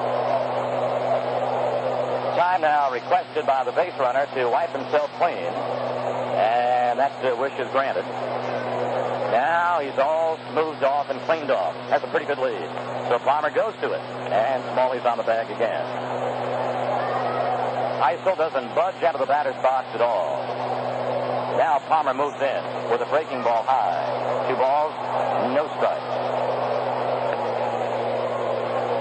Palmer having loads of difficulty getting pitches through the strike zone here in the 6th inning. He did manage, after falling behind Cubbage, to retire him. The 2-0 is high again. Another ball, 3 balls and no strikes. He went 3-1, walked Smalley. Went 3-0 with Cubbage, fought his way back before Cubbage fly to deep right center. He's in a 3-ball, no strike hole this time to Hisle. Has his look to the runner and works in the 3-0 pitch. He is strike 1 knee high to Hisle. Palmer taking a lot of walks around the mound, especially to the front slope and to the slope on the first base side. Right-hander Palmer to the right-hand cuts of Hisle, and Heisel's got to wait again as Palmer goes instead over to Lyman.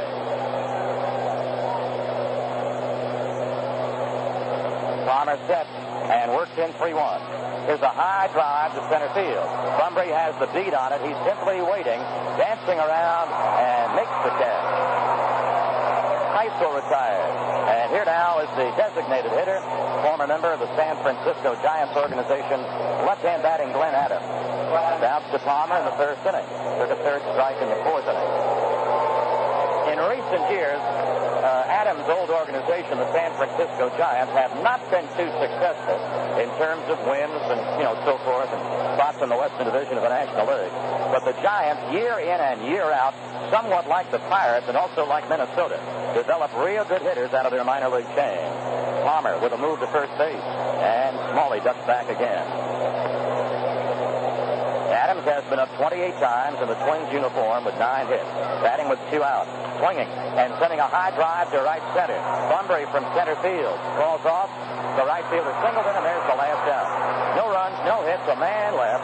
We have finished 5.5 innings. Minnesota 1, Baltimore nothing.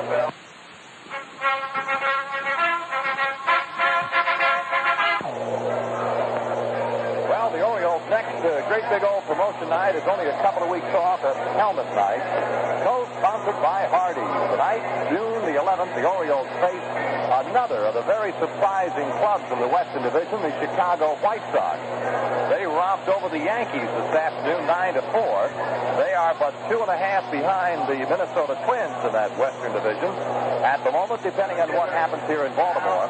Now, all youngsters 14 and under, accompanied by a paying adult, will receive free a good-looking Orioles batting helmet. This should be one of the most popular items and one that every youngster will want to have. So make your plans early to attend Helmet Night, June the 11th, the Orioles and the White Sox. Al Bumbry in the Orioles' 6th inning runs up on a breaking ball, which is tight at the knees for ball 1. The leadoff Oriole batter, starting off the bottom of the 6th, has yet to figure out this tough left-hander Holly. Took a fastball for a third strike in the first inning, a hard slider for a third strike in the third. Now he sends a drive to deep center field. This is going to be extra bases. It bounces on the warning path, bounces high off the fence, and has gone over the fence for a ground rule 2-bagger. Bostock, the center fielder, was into left center. Bumbry took a real easy swing on a letter-high fastball and bounced it off the warning path and then over the fence. Bumbry's 9th double of the year. And the Orioles' 4th hit in this game.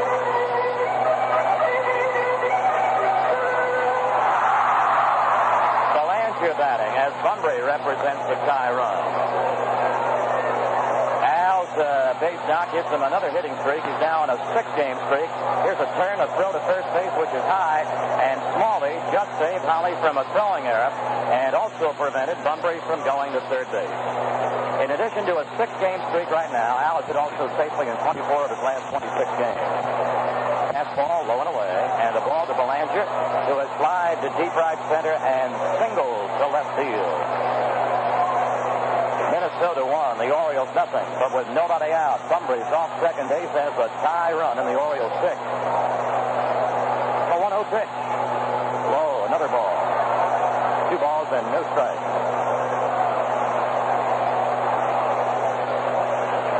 A right-hander matched against a left-hander tonight. They've done extremely well, Palmer and Holly. There's also a right-hander against a left-hander here tomorrow. Jolts against Flanagan at 2. And the 2-0 to Belanger. He sends a ground ball down the first base side, right by Kusick. A foul line 100 to right. Bumbry has scored to tie it. Belanger is going to second. Belanger is going to third as the ball is finally dug out. Belanger's trying to score. Here he comes. He has scored. I believe it'll be an inside the park home run. By the time Ford just the ball out of the right field corner, Belanger was reaching third. Ford threw the ball back to the infield, but not well. And Belanger got the wave home, the green light sign from third base coach Hunter, and has scored easily to give the Orioles now a 2-1 lead. It will be an inside the park home run to the delight, and you can hear them, of over 40,000.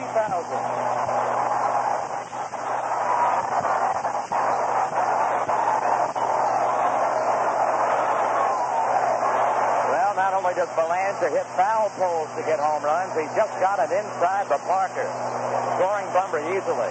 And then Belanger hot-footing all the way around to make it 2-1. His second home run and his 6th and 7th RBIs, and Singleton batting. He sends a long drive to deep left center field. This is way back, and it is out of here for Singleton's 5th home run. And you listen to it. You have a lot of fun because 40,000 of your friends are having it all around the ballpark.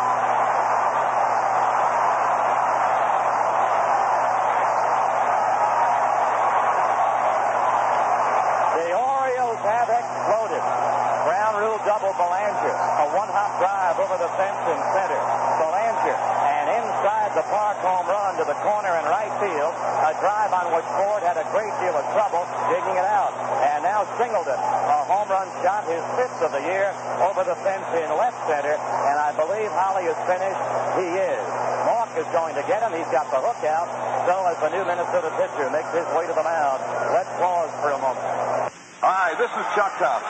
No one knows better than the man who calls the plays how exciting it is to watch the Orioles. Just listen to this act. The pitch is hit high and deep to left field. The game is over. Brooks Robinson with a 3-run homer. So come to the ballpark and join the fun. Kids under 14 with an adult will get a free Orioles jacket Saturday night, May 28th at 7:30 p.m. Co-sponsored by English Leather. If your own car could pass the Avis inspection test, it would really be in excellent shape. It's because the Chrysler Engineered and other fine cars we rent are checked thoroughly before we allow them on the road. Our inspection covers tires, truck, gasoline, radio, heater, and air conditioners. We even check inside and outside appearance. Only after it's passed the tough Avis inspection, the car is ready for you. It's a painstaking process. It takes time. It means trying harder. But that's nothing new at Avis. Well, it's great to have you on our show again, Gloria Globe. No, I'm serious. So many come here just to plug a book. Well, what you been up to, huh? Darling, I've just arrived from filming all over the Orient, and I've met the most marvelous man. Don't tell me. He's a prosperous ping-pong paddle promoter. Oh, you silly. No, he's an inspector for the U.S. Department of Agriculture. At the airport, he gave me... Don't tell me. A 4-carat diamond ring. Oh, don't be silly. Diamonds are so tacky, don't you think? He gave me a booklet. Booklet? And I'm simply recommending it to all my friends who travel. Did you know that certain foods, plants, and animal products are restricted or prohibited from entry into the U.S.? No, I didn't know. Oh, darling, you're such a dummy. Don't call me names and don't plug that booklet. But the booklet tells you what you can and can't bring in, and it's free. When did I lose control? Before you travel, you just write to Cabinet Tip, U.S. Department of Agriculture, Washington, 20250. Now, darling, don't you want to send off? No, I'll wait for the movie version.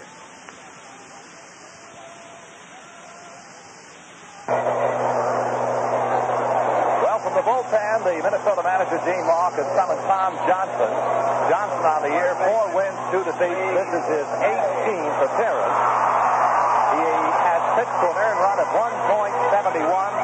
The Orioles, for the second time this year, have put together back-to-back home runs. An inside the park shot of 2 runners by Belanger, followed by Singleton. Solo shot. The 1-0 lead for Minnesota disappears. Bill Lee May to the right-hander Johnson. A ground ball slapped to deep third. Deep behind the bag, Cubbage throws in time to get Lee May. Johnson out of the bullpen uses just 1 delivery to get the first out. In the bottom of the 6th inning after Bumbry, Belanger, and Singleton all delivered to begin the Orioles' 6th, and in the process drive Holly out of the ballgame. Holly Dunn gave up 3 runs in 5 innings, plus 3 batters and 6 hits. Struck out 6 and hit a batter. Did not walk an Oriole batter. Eddie Murray now, who batted right-handed his first 2 trips, will turn the other side and bat left-handed to right-hander Johnson.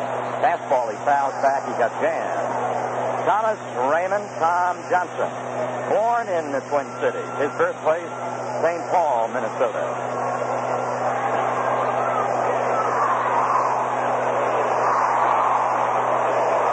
Johnson to Murray. He's 1 ball and 1 strike. Johnson spent most of last year with Minnesota's top farm club at Tacoma. Also appeared in 18 Minnesota games, winning 3, dropping 1. Steals 1-1. Fastball, bounce to the hole, it's short. Smalley backhanded, steps the feet, his long throw is in time. He was also helped out by a good long Belanger. Smalley made a neat play. Two gone. Here's DeCinces. Dug against Solly. Took a third strike in the second. Went down swinging on strikes in the fifth. So he's facing this new guy, Johnson, for the first time. Johnson began his professional career in the Minnesota chain with the Auburn Club in the New York State Penn League. The windup and the pitch. Breaking ball. Swinging on it. On the slider, DeCinces back by a strike.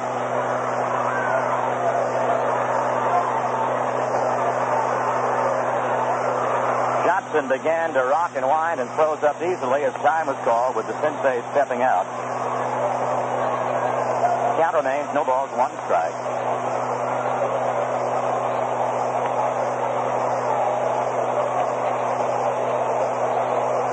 Right-hand thrower now to the right-hand batter. Fastball, and that almost stalled DeCinces.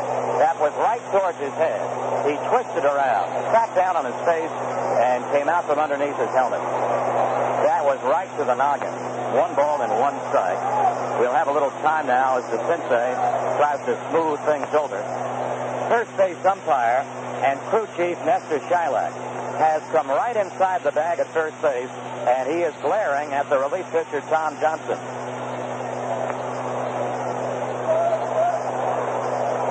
1-1 to DeCinces. Low and away. 2 balls and 1 strike. It appeared that Nestor didn't say anything, but his feelings indicated the way he was glaring to the mound. 2-1 pitch. Fastball bounced towards short. Smalley's there again. His long heave is in the dirt, and coming up with it for the out is Kusick. Orioles get 3 runs. They have gone ahead at the end of the 6th inning. Orioles 3, Minnesota 1.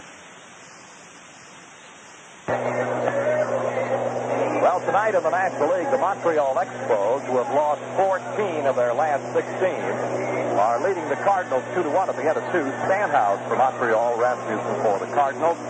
Houston and San Diego, nothing on that one yet. The Mets and the Phillies are in the 6th inning. The Phillies won, the Mets nothing. Kuzman pitching for the Mets. Lonborg started Underwood in the 4th inning for the Phillies. Day games today. Cincinnati out in the Chavez beat the Dodgers 6-3. A great crowd, 52,636. Atlanta won their game over the Giants 2-1 with 5,810 attending. And the Cubs, continuing to play great baseball, winning 20 of the last 25, beat the Pirates 6-3 before 34,779 in Chicago. All right, Chuck, for the first time tonight now, Palmer has a lead in this game. His lead is 3-1. He'll go against the right fielder and right-hand batting Dan Ford in the top of the 7th. Breaking pitch, low, ball 1. Ford has grounded to Belanger and gone down on strike. Palmer with a kick and his 1-0 pitch. Just outside, ball 2, 2-0. Palmer had control problems like this last inning, but came out untouched. The 2-0 to Ford. High and inside, 3-0. Palmer trying to figure out what's wrong with my control. And action starts also in the Oriole bullpen as we're just starting the 7th inning. Palmer with a 3-0 pitch. High. He walks Ford to start the 7th. He walks Smalley to begin the 6th. Now he faces Butch Wynegar. Palmer walks his 3rd batter tonight. And manager Earl Weaver stepping out across the foul line. He's got Scott McGregor and Dennis Martinez warming in the bullpen. Earl is also chatting with the plate umpire, Rich Garcia, just over to the third base side of the mound. Garcia's there checking with Palmer. I think maybe Weaver thinks there's something physically wrong with Garcia and wanted Garcia to be part of the mound conversation to confirm his feelings. If that is the case, Weaver would not be charged with a mound visit. Now, if we see Garcia talk to the Minnesota dugout, we would figure that Weaver would not be charged with a visit. Now he's indicating to the dugout, the Minnesota dugout, that Weaver has not been charged with a visit. He's also telling his crew chief, Nestor Shylock, the same thing. Butch Wynegar. All right, Butch Wynegar struck out looking in the 2nd, flied out in the 5th inning. A switch hitter and a young kid from the neighboring state of Pennsylvania. Wynegar's in the middle of the box, feet set together, does not crowd the plate too tightly. Ford, the base runner, with nobody out on the top of the seventh. Pitch to Wynegar is a strike at his hand. No balls and one strike.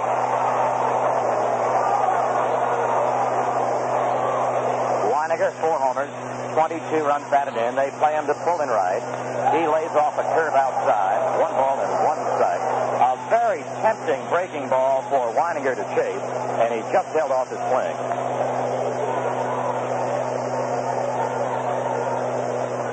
On the 1-1, here's a line shot that Belanger leaps up and knocks down. Recovers, throws to second for the fourth, and there's no throw back to third.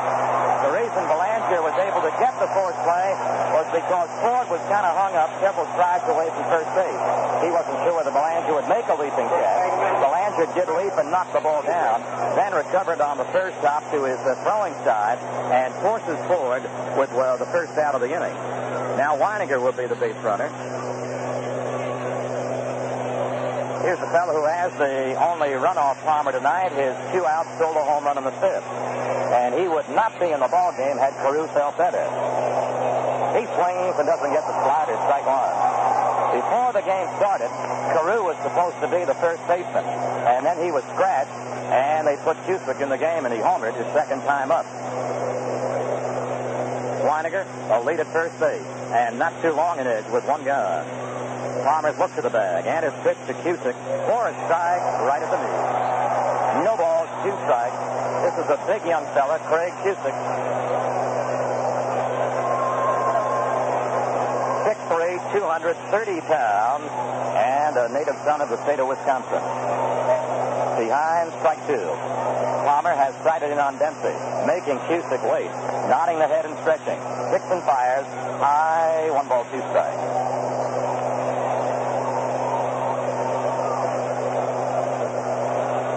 We've got a crowd pool going on through the press and radio sections tonight, and the figures before the game range from a low of 38,000 to a high of 47. Breaking pitch, bounced foul out of the batter's box. We must have 20 or 25 members of the press, radio, and television who are all to kind of, win $1 or so. And the low guy said 38, the high guy said 47. 1 ball, 2 strikes to Kusick.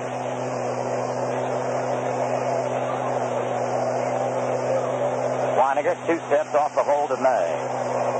And he'll go again, so look right now at Palmer, who comes into the plate with a changeup that's low. Kusick started to move the bat. Palmer thought he had a third strike. Instead, it's ball 2 and strike 2.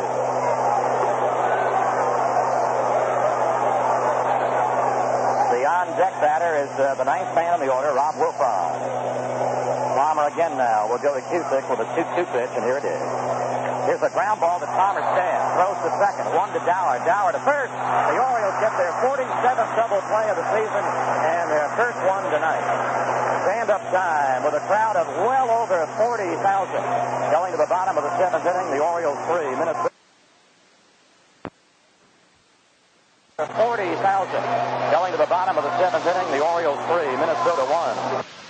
For expert lawnmower and garden tractor service, see or call Mitch, the lawnmower and garden tractor specialist in Aberdeen. Mitch has the know-how, plus Mitch carries a large stock of parts for most standard brand mowers and garden tractors. This means when your lawnmower or garden tractor is serviced by Mitch, he'll have it back in service in a minimum amount of time. Need a cultivator, mulcher, aerator, sprayer, plow, harrow, or tractor? Get a Merry Tiller from Mitch, the lawnmower man. With a few simple accessories, you can keep your Merry Tiller useful all year round.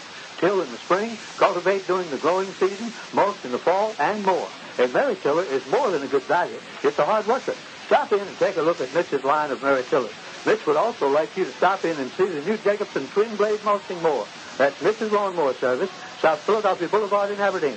Mitch's Lawnmower Service is in no way affiliated with the former Burns Lawn Equipment Company. You called it a day, and before you call it a night, you're going to do some serious relaxing. You're going to take the time to appreciate the difference between a good beer and a great beer. That's Miller Time. And that's what Miller Time is all about.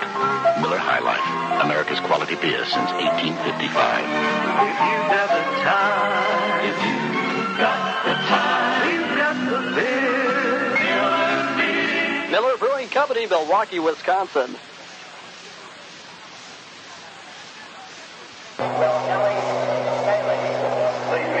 Well, good news for Oriole baseball fans, and these things have turned into great parties. There's going to be another Orioles rally. It'll be held Monday, June the 13th, beginning at 7 o'clock of the night. And what a great place they've picked. Pimlico Hotel. They have really picked some wonderful places for these rallies. Pimlico Hotel, 5301 Clark Heights Avenue. Recent rallies have been nothing but great parties. The fun occasion will include music, prizes, appearances by Oriole players Doug DeCinces, Rick Dempsey, Tippy Martinez, and Jim Palmer. In the Orioles' seventh inning, Pat Kelly fouls the first pitch to action strike one.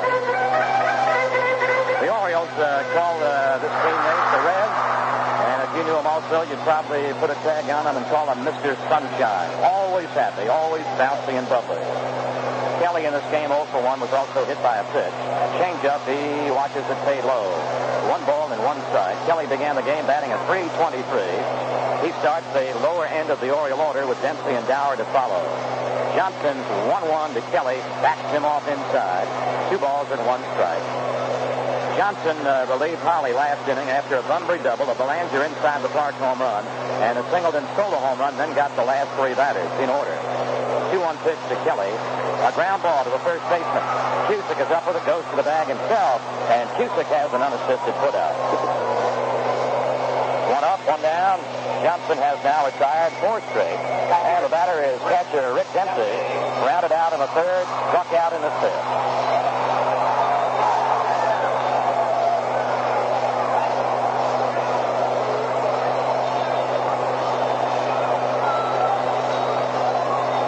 Johnson, a right-hander out of St. Paul, Minnesota. Born there and still resides there. Fastball butted towards first base, and a couple of feet away from the bag, it has gone foul. Well, we welcome to the ballpark tonight one of the fine officials of the American League office and a veteran baseball official. Bob Fischel is here tonight and for the rest of the weekend. I tell you, there are a lot of great pictures of young people in groups all over this ballpark tonight. But one of the great pictures is way up in the seats in upper right field, about 5 rows down from the top of the upper deck. It looks like an entire Little League team, all attired in orange jackets tonight. All right, here's the 0-1, way outside in the dirt. 1 ball and 1 strike to Dempsey. What looks like this Little League team of youngsters, maybe 11 or 12 years of age, all seated in 1 row, way upstairs in right field, with the uniforms on and with the Oriole jacket on top of them. The 1-1 to Dempsey.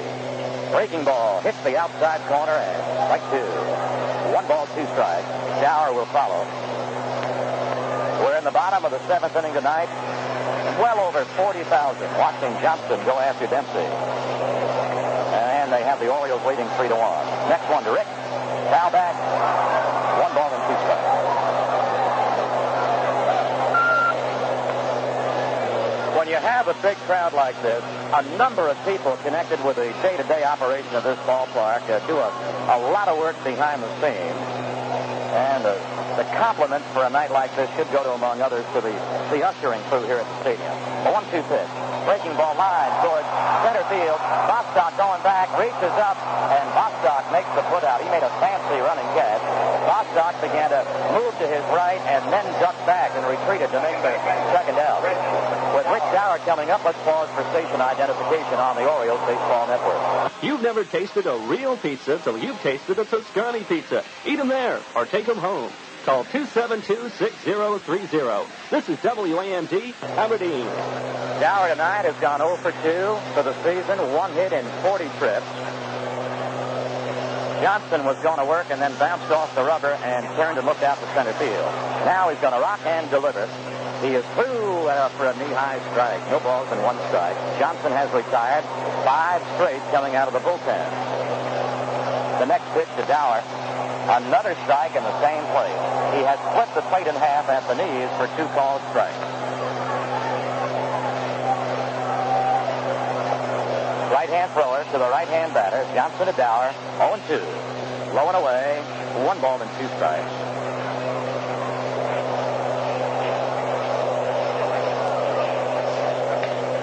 Johnson sights in on young catcher Wynegar. Throws 1-2. Here's a line foul to the big crowd in right field. Johnson in more than 32 innings this year has walked 7 and struck out 17, giving up only 25 hits. Another 1-2 pitch to Dauer.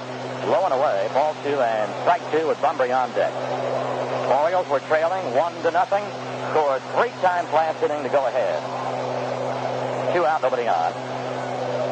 2-2er, Johnson to Dauer. Fastball bounced in front of the plate. Wynegar goes out, smothers it, turns, throws in time to beat Dauer by 2 steps. And again, Johnson has retired the Orioles 1-2-3. 7 innings are right in the Orioles scorebook tonight. Baltimore 3, Minnesota 1. Maryland has many exciting sports. Football, baseball, lacrosse, but the most thrilling sport of them all at Pimlico. Nothing compares to a day at Pimlico. It's fun for everyone. Snack or dine leisurely. Thrill the racing's biggest superstars. 9 big races with daily doubles, 7 exactas, and the big triple. For real excitement and fun, you're on the right track at Pimlico. First race at 1 p.m. You know you ought to buy a sensible car, especially in this day and age. But sensible cars are generally about as exciting as a dish of prunes. So what do you do if you want a car that's both sensible and fun? Well, what a lot of people are driving is a Buick Skylark. With things like a V6 engine, compact size, and lots of room, Skylark makes all the sense in the world. And Skylark's styling, comfort, and road sense make it a ball to drive.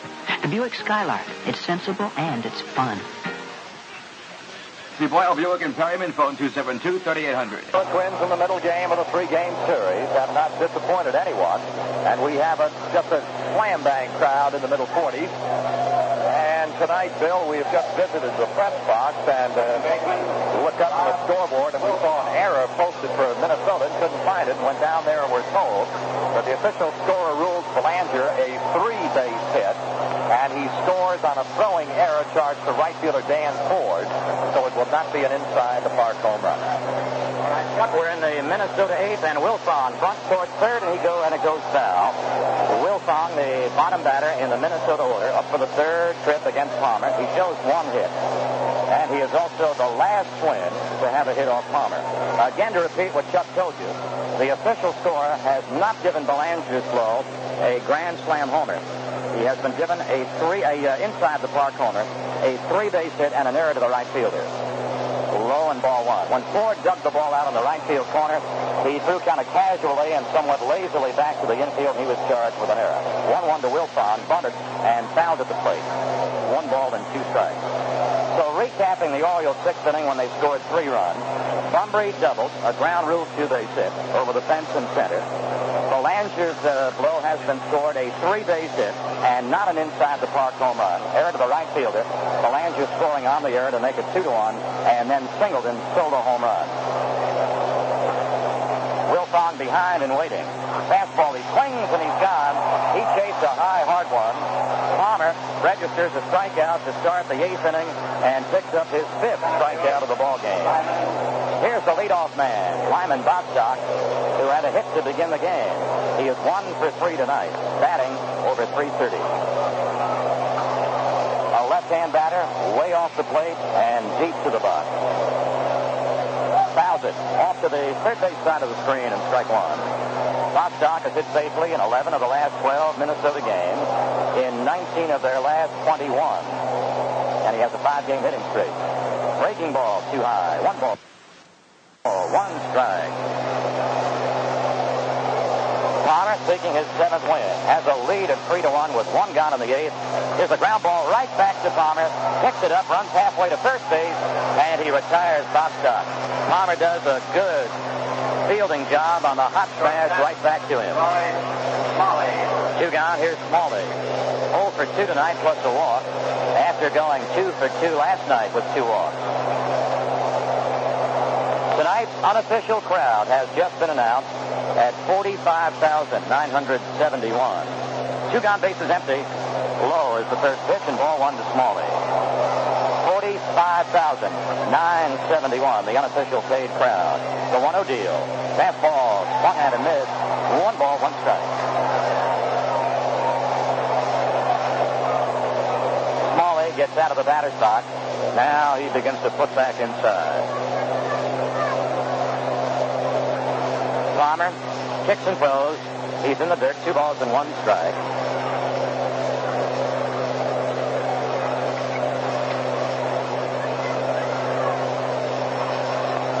Next pitch to a switch hitting Smalley is high.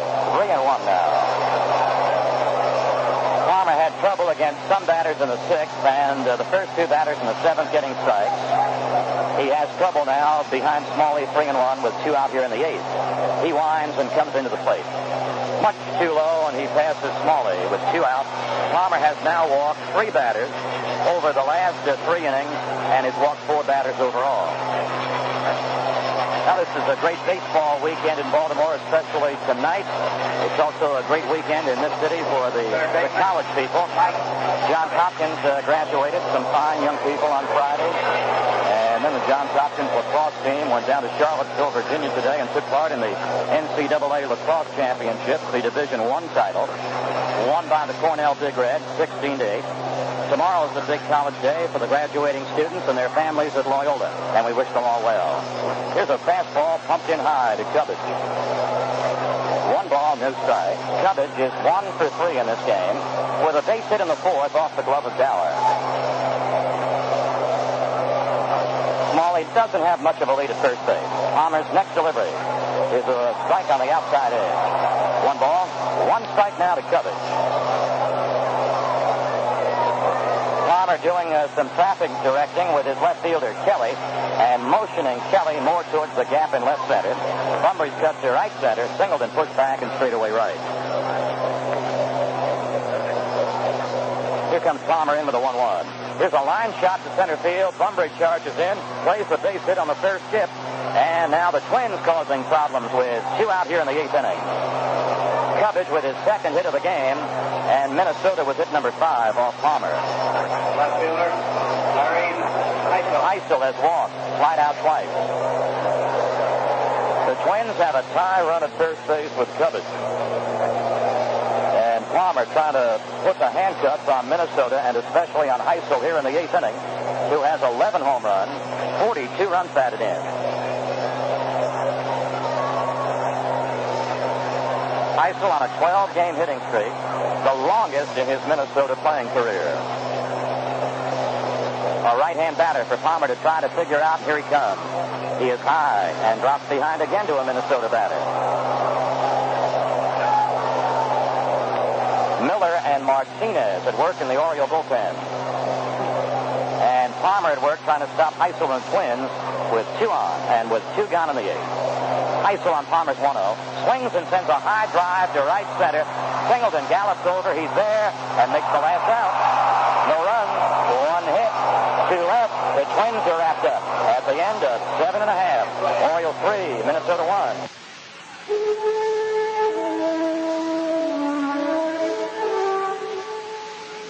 In the golden age of Danish kings, on a shining day at winter's end, castle gates were opened and the land rejoiced.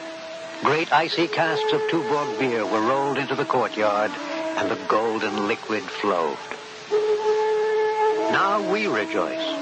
Our Tuborg Gold is now brewed in America with the guidance of Denmark's master brewers. Now, light, cold Tuborg Gold, by appointment to the Royal Danish Court, is a tradition all can afford. Yes, for about what you'd pay for the king of beers, you now can enjoy Tuborg Gold, the golden beer of Danish kings. Tuborg, the light beer with the gold label. Carling National Breweries Incorporated, Baltimore, Maryland.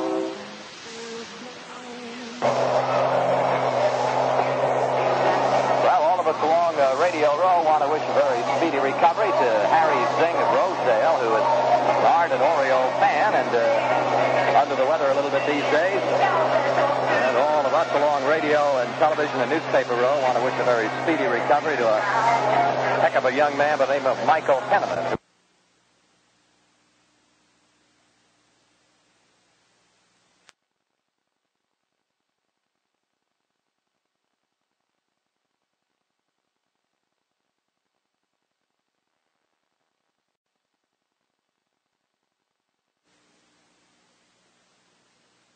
And under the weather a little bit these days. And all of us along radio radio and television and newspaper row, want to wish a very speedy recovery to a heck of a young man by the name of Michael Henneman, who is recovering from surgery. And I'm told by his dad that he's coming along just fine. And we just wanted Michael to know a lot of people are thinking about him, rooting for him, and hope that everything comes out just exactly the way it's supposed to.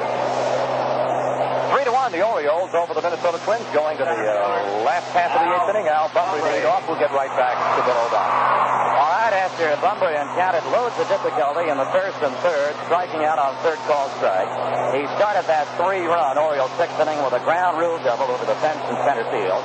That was against Molly, the starter. Now he'll try to attack the right-hander Tom Johnson, who in relief has retired 6 in a row. First pitch is a strike with a fastball at the knee. Bumbry, Belanger, and Singleton in the Oriole eighth inning, leading Minnesota for the second straight night, 3-1. The 0-1 pitch. Right to the chin of Bumbry as it twists out of the way. That was not quite as close as a Johnson pitch with one strike to DeCinces in the sixth inning. But too close for comfort, however. 1-1 to Al Bumbry. Fastball he fouls to the chest protector, plate umpire Garcia.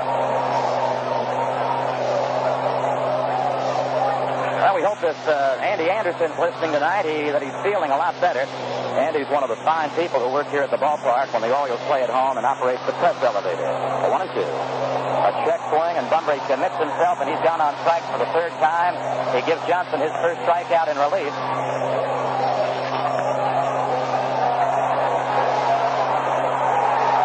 Well, they've now changed the attendance, and they've picked it up. The official crowd now has been announced at 47,340. 47,340. Belanger batting. And a strike poured in by the right-hander.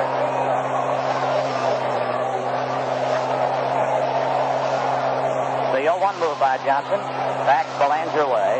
1 ball, 1 strike. Singleton will follow. Belanger had a 3-bagger and then scored when Ford was charged with a throwing error. They took away an inside-the-park home run from Belanger with that drive in the sixth. 1 gone, nobody on, and the 1-1er. Low and outside. Call it ball 2. 2 balls, 1 strike. The Orioles have not reached against Johnson since he picked up for Holly in the sixth inning. This right-hander doesn't waste any time and works again on the outside edge for a call. Strike 2. 2-2 the count to Belanger. Marked 2 hits in this game. 2 for 3 and has hammered the ball hard every trip. Right-hand thrower to the right-hand batter. Foul back, still 2-2.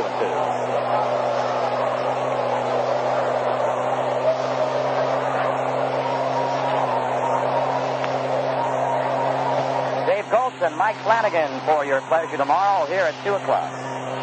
Now it's Johnson to Belanger. Another 2-2 offering. High, and the count is full 3-2.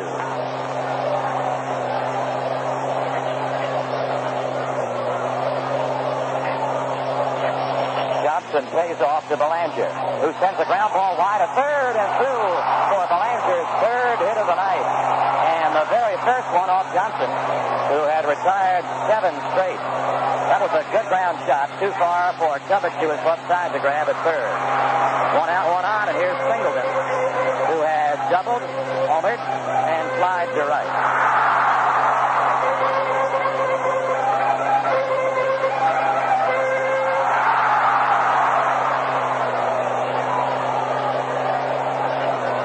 Kusick will go to the bag to hold on Belanger. The Orioles holding on to a 3-1 lead after they trailed in the fifth inning on a Cusick solo home run. First one to Singleton. Batting left-handed, here's a belt-high strike. No balls, 1 strike. Singleton, 5 homers, 19 runs batted in, and an average coming in tonight at 327. Belanger steps off a lead. Johnson gives it a look, turns, and throws low to first base. Singleton played extremely wide at third base by Cubbage. Here's the 0-1. Strike at the knees, and it's on the outside corner. No balls, 2 strikes. What a great turnout tonight of parents and youngsters. 47,340. And at the moment, most of them are delighted. A turn and a throw to first base, and Belanger's there.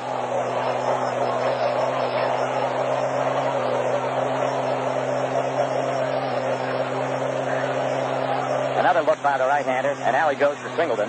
Strike 3 on the outside corner at the knees. He put the last 2 strikes in practically the same area.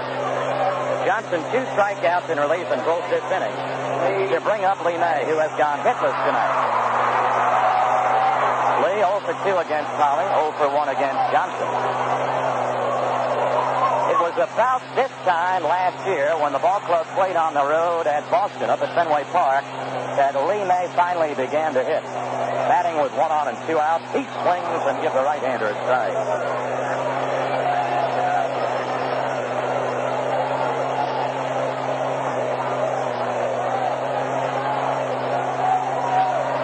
Another turn to throw to first base. 2 years ago, Lee May really began to punish the ball in July. Last year, his big surge was from mid-August to mid-September. The 0-1 pitch, taken low and away. 1 ball and 1 strike. In that 4-week period from mid-August to mid-September, in 41 games, Lee May knocked in 44 runs. He's still on the low side for a batting mark and also in the RBI column. Johnson to May with a 1-1. Way outside. 2 balls and 1 strike. The right side of the Minnesota infield is completely open with the first baseman holding on Belanger, with the second baseman Wilfong playing deep into the third base side of second. 2-1 to Lee May. Swings and doesn't get it. 2-2. May began tonight batting .211, 2 homers, 17 RBIs. 2 years ago, in July, he was batting in the 220s. He sends a high drive towards left center. Bostock cruising in and waiting, and we go now to the top of the 9th inning. It's the Orioles 3 and Minnesota 1. Inhabited great. And at first base, we have Tony Muser as we go to the 9th inning. The Orioles leading the Minnesota Twins by a count of 3-1. Palmer in the 9th inning. Let's take on, first of all, Glenn Adams.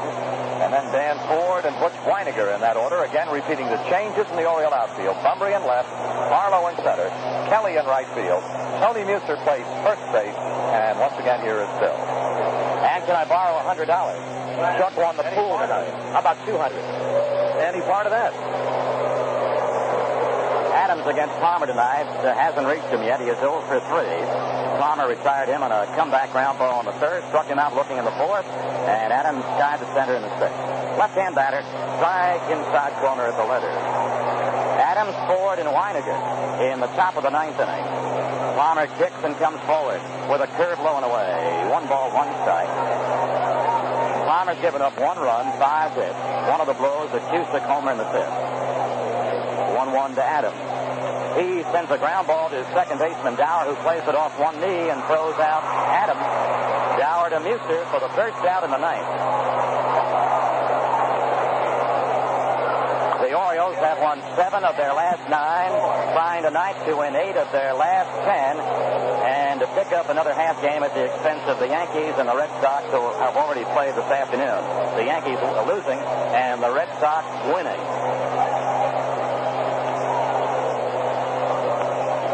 Here's the right fielder, Dan Ford. He's 0 for 2, along with a walk in the 7th. A right-hand batter now for Palmer to work at. High, and a ball to Ford. Ford swinging the wood out of a closed stand. Palmer rocks and works 1-0. Here's a ground ball to second baseman Dauer again. Once more, he plays it off the left knee, and he retires Ford. So Dauer is the Orioles' second baseman. The first 2 Twins cut down on ground shots in the 9th. And here's the Quaker State kid, Butch Wynegar. He has gone 0 for 3 in this game. Palmer an out away from his 7th win and his 7th complete game. Leads 3-1. Has a 2-run lead with 2 out in the 9th. Wynegar swings the next strike 1. No balls, 1 strike. In case you missed the crowd again, it is 47,000 plus. Here comes Palmer now with his strike 1 delivery. The curve is low. Ball 1 and strike 1.